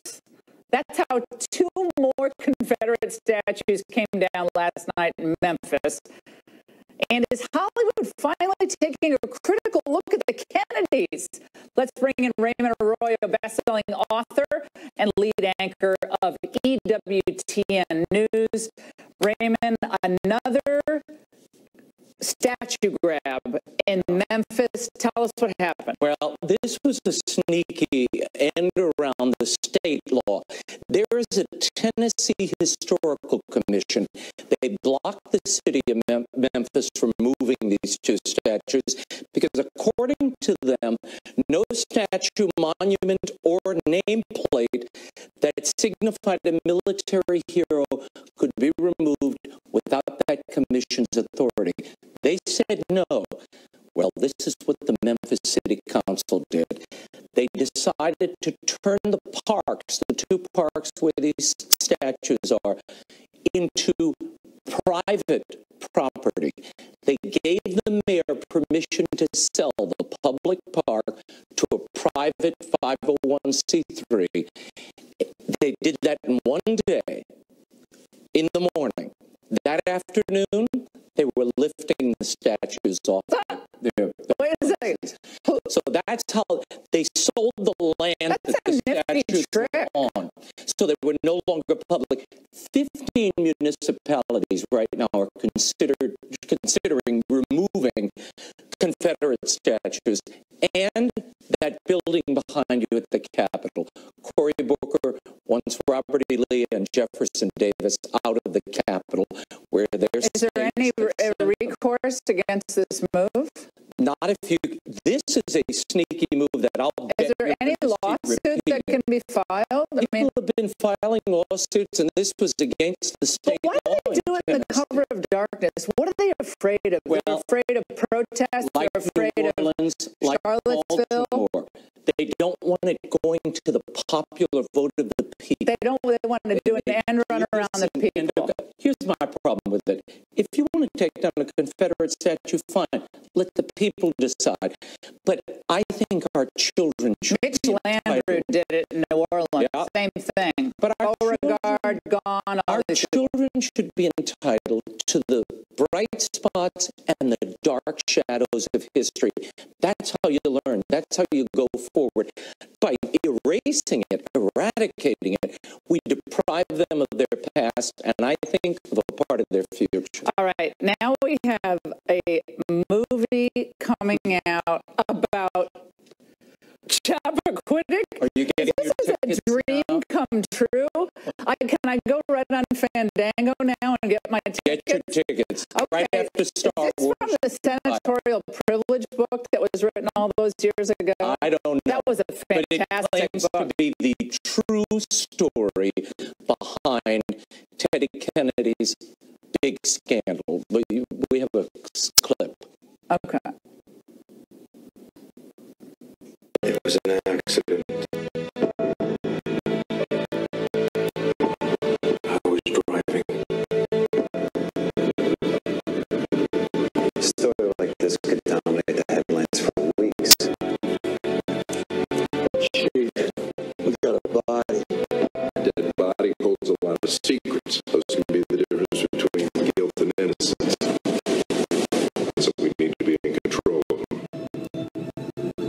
There's not a lot of senators that are charged with manslaughter that go on to become president. What do we do to help the senator? We tell the truth. Or at least our version. This is Oh my gosh, this is no, it's great. It's a thriller. You guys get thrilled about Star Wars. For me, I am really Kennedy excited. Day of Reckoning. Laura Ingram presents. Could I do the voiceover for the trailer? Maybe you should. This is going to be a blockbuster. The Variety already saw it. They said this is a portrait fundamentally of a weasel of a man who decides he's not going to suffer the consequences of his actions.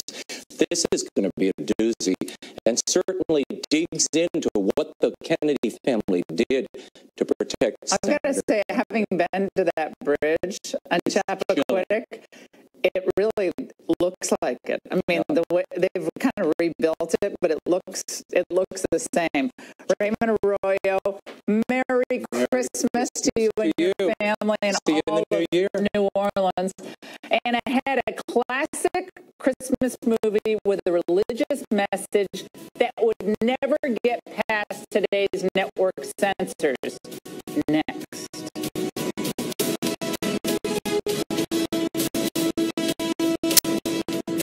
Steinmart is the one-stop spot for all your last-minute gifts. Gift the brands you know at prices you'll love while saving up to 60% off department store prices. With accessories, coats, sweaters, tack, and more. There's something for everyone. Open Christmas Eve. Hurry into Steinmart today.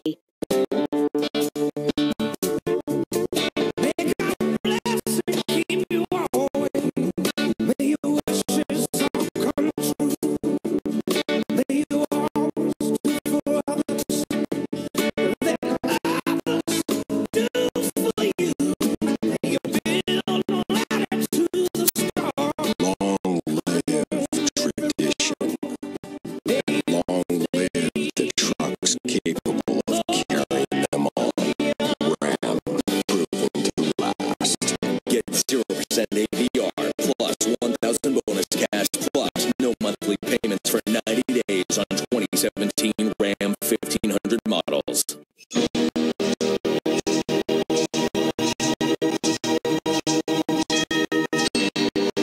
Give a gift that brings the ones you love even closer with a DNA kit from 23andMe.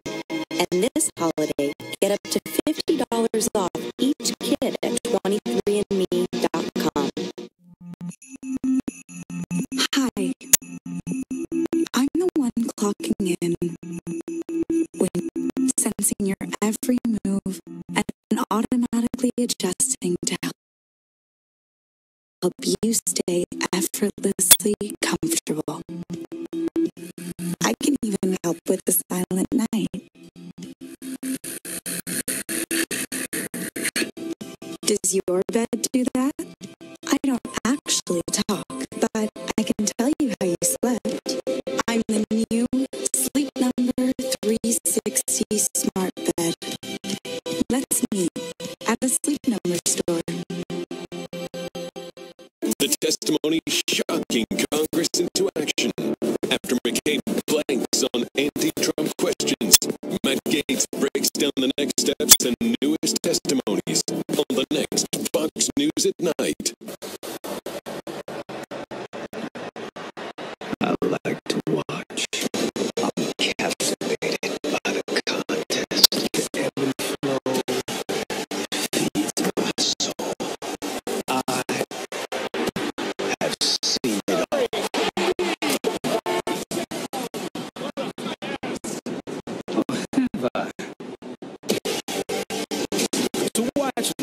games wherever you are. Call 1-800-GET-SPORTS or visit directtv.com/NBA. Get it now. It all started with the cardboard box. It's what my colleague put his computer on when sitting all day at the office became too painful. So we designed the first Veridesk. Lift it to stand when you want to, lower it to sit when you need to. I have more energy and I get more done. Our boss got the company to buy them for us, and I love it. If you sit every day for work, the Veridesk is a must. It's sturdy and comes fully assembled. And if you don't love it within 30 days, we'll pick it up. Go to Veridesk.com to order yours.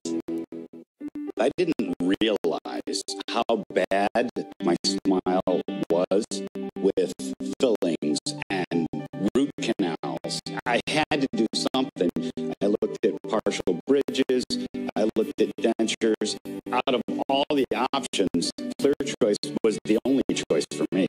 At Clear Choice, we bring hope to millions who suffer from missing or failing teeth with dental implants that look, feel, and function like strong, natural teeth.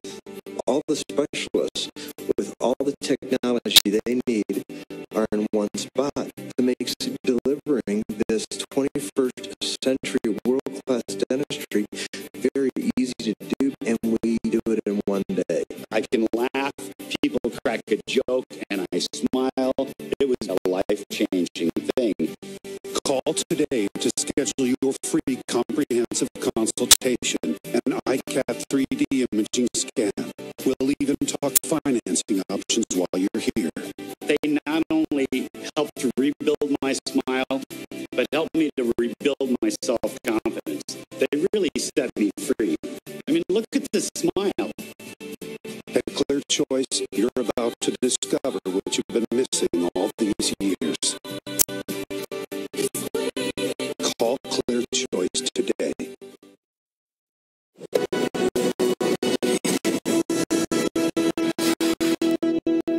Growing up in the 1970s in Connecticut, I couldn't imagine letting this time of year pass without watching the Charlie Brown Christmas special. It was as much a part of our holiday as my mother's gingerbread cookies or cutting down that perfect Christmas tree or listening to carols on that little record player in our living room. The show aired 52 years ago on December 9th, 1965, and it remains one of the most popular Christmas specials in television history. But do you know the one scene that almost didn't make the final cut because network execs were worried it would turn viewers off? The one that was the most touching, the most moving, and the most enduring of all. The one where Linus reads the story of the Nativity from the book of Luke to a Charlie Brown who had forgotten the true meaning of Christmas. Isn't there anyone who knows what Christmas is all about? Sure, Charlie Brown, I can tell you what Christmas is all about.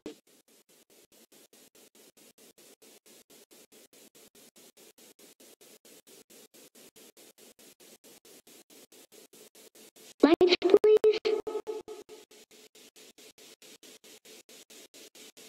And there were in the same country shepherds, abiding in the field, keeping watch over their flock by night. And lo, the angel of the Lord came upon them. And the glory of the Lord shone round about them.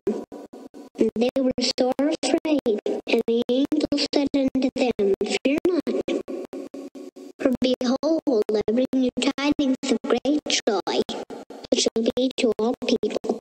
For unto you is born this Savior, which is Christ the Lord. And this shall be a sign unto you. You shall find the babe wrapped in swaddling clothes, lying in a manger. And suddenly there was with the angel a multitude of the heavenly host praising God. Not only a creative genius, but he was a Sunday school teacher and he knew the American audience. Well, immediately after the show aired, there's a new place for senior care, a place with flexible meal plans and 24-hour room service. A place where seniors get the care they need in the comfort of home. Home Instead Senior Care. Do you need the most trusted battery this holiday? Maybe not. Maybe you could trust the world would be just as happy without them. Or you could just trust Duracell. It's beginning to look a lot like Christmas. This is our workshop. These are our lights. Performance is our tradition. And this is the TLX. Take advantage of some of the best offers of the year at the Accurate Season of Performance event going on now. Lease the 2018 TLX for $299 a month for well-qualified customers. Visit your local Accurate dealer today. I ask as a mother, set my boy free. $17 million to release him. I don't have any money. Your father-in-law has all the money in the world. How much would you pay to release your grandson? Nothing. I'm fighting an empire. We have to show we're willing to walk away. I can't walk away. He's my son, and I'll stop at nothing. Bring him home. All the money in the world. Christmas Day. Rated R. DirecTV has been rated #1 in customer satisfaction over cable for 17 years running. But some people still like cable. Just like some people like free shaken sodas. Having their seat kicked on an airplane. Being rammed by a shopping cart. Sitting in gum.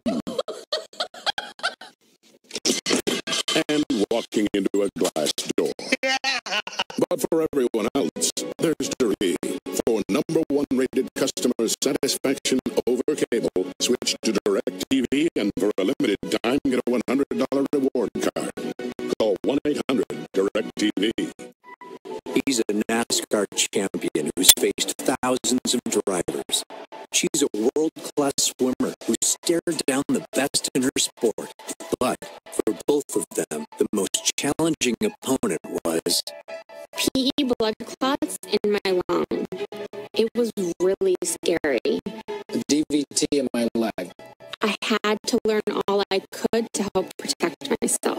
My doctor and I chose Xarelto. Xarelto, to help keep me protected.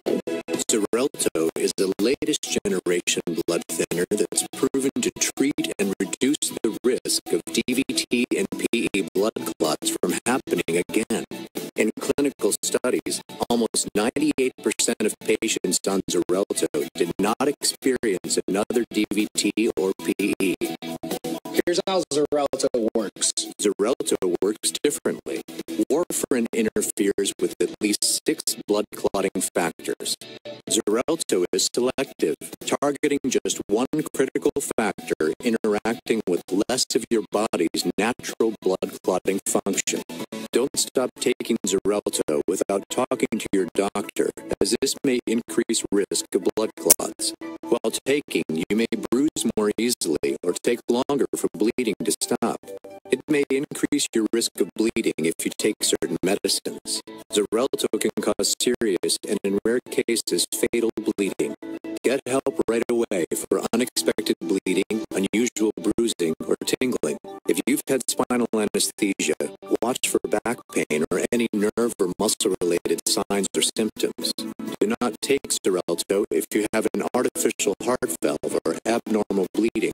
Tell your doctor before all planned medical or dental procedures and before starting Xarelto about any conditions such as kidney, liver, or bleeding problems. You've got to learn all you can to help protect yourself from DVT and PE blood clots. Talk to your doctor about Xarelto. There's more to know. One fateful day, two of Mitsubishi's safest siblings were separated. The Roberts family adopted the Outlander.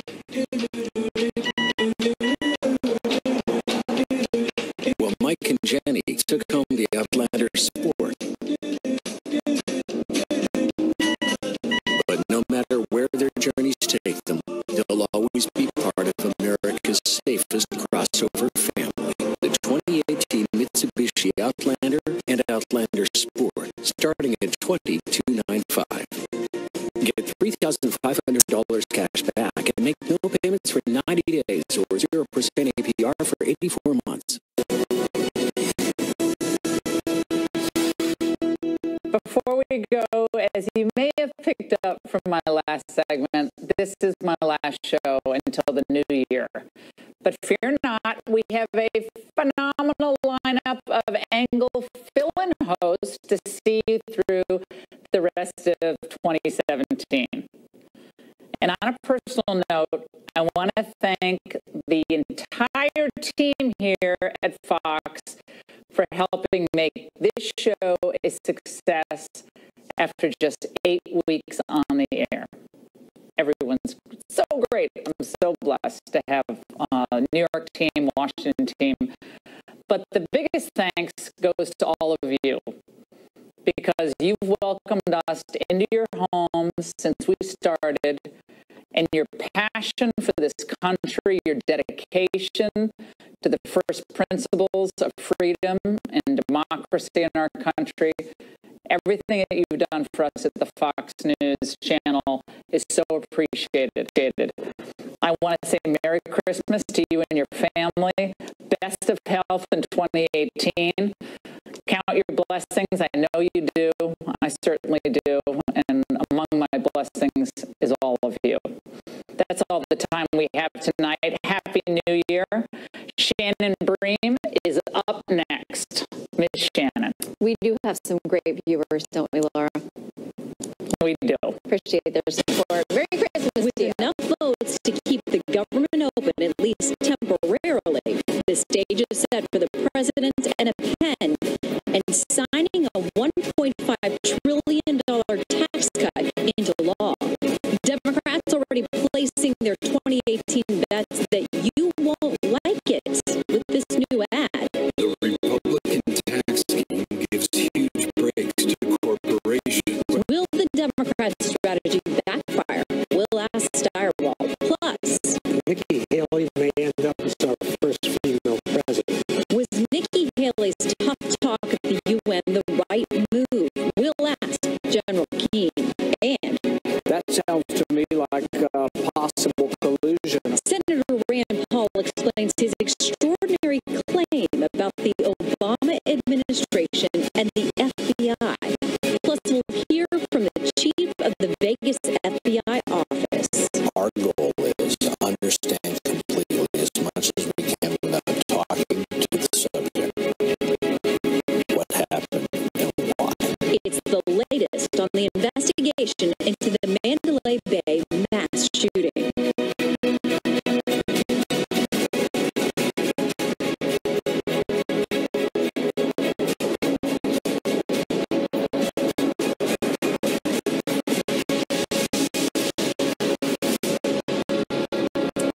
Hello and welcome to Fox News at Night. I'm Shannon Bream in Washington.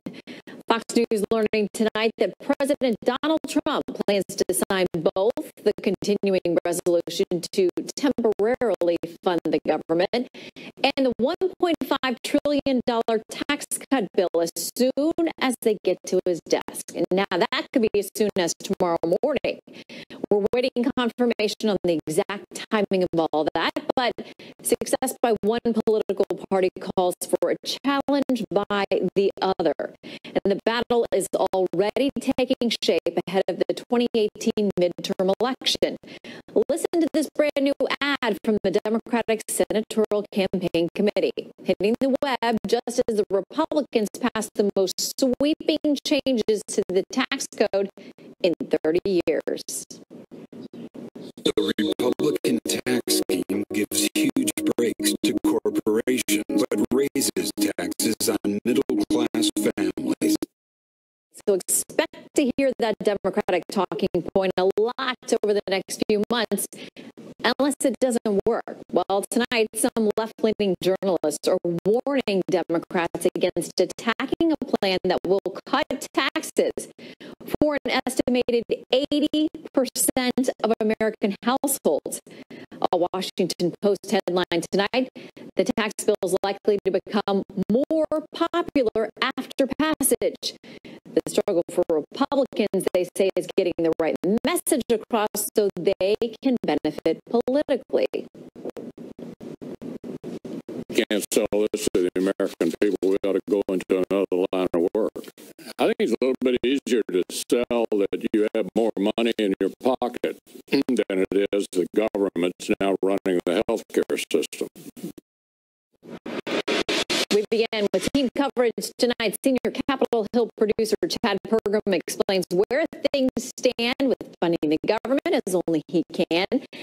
And Chief National Correspondent Ed Henry kicks things off by telling us why it was so important to get both these things passed before Christmas and what's next. Good evening, Ed. That's right, Shannon. Good to see you. The key here is that passing this temporary budget does not just keep the government open.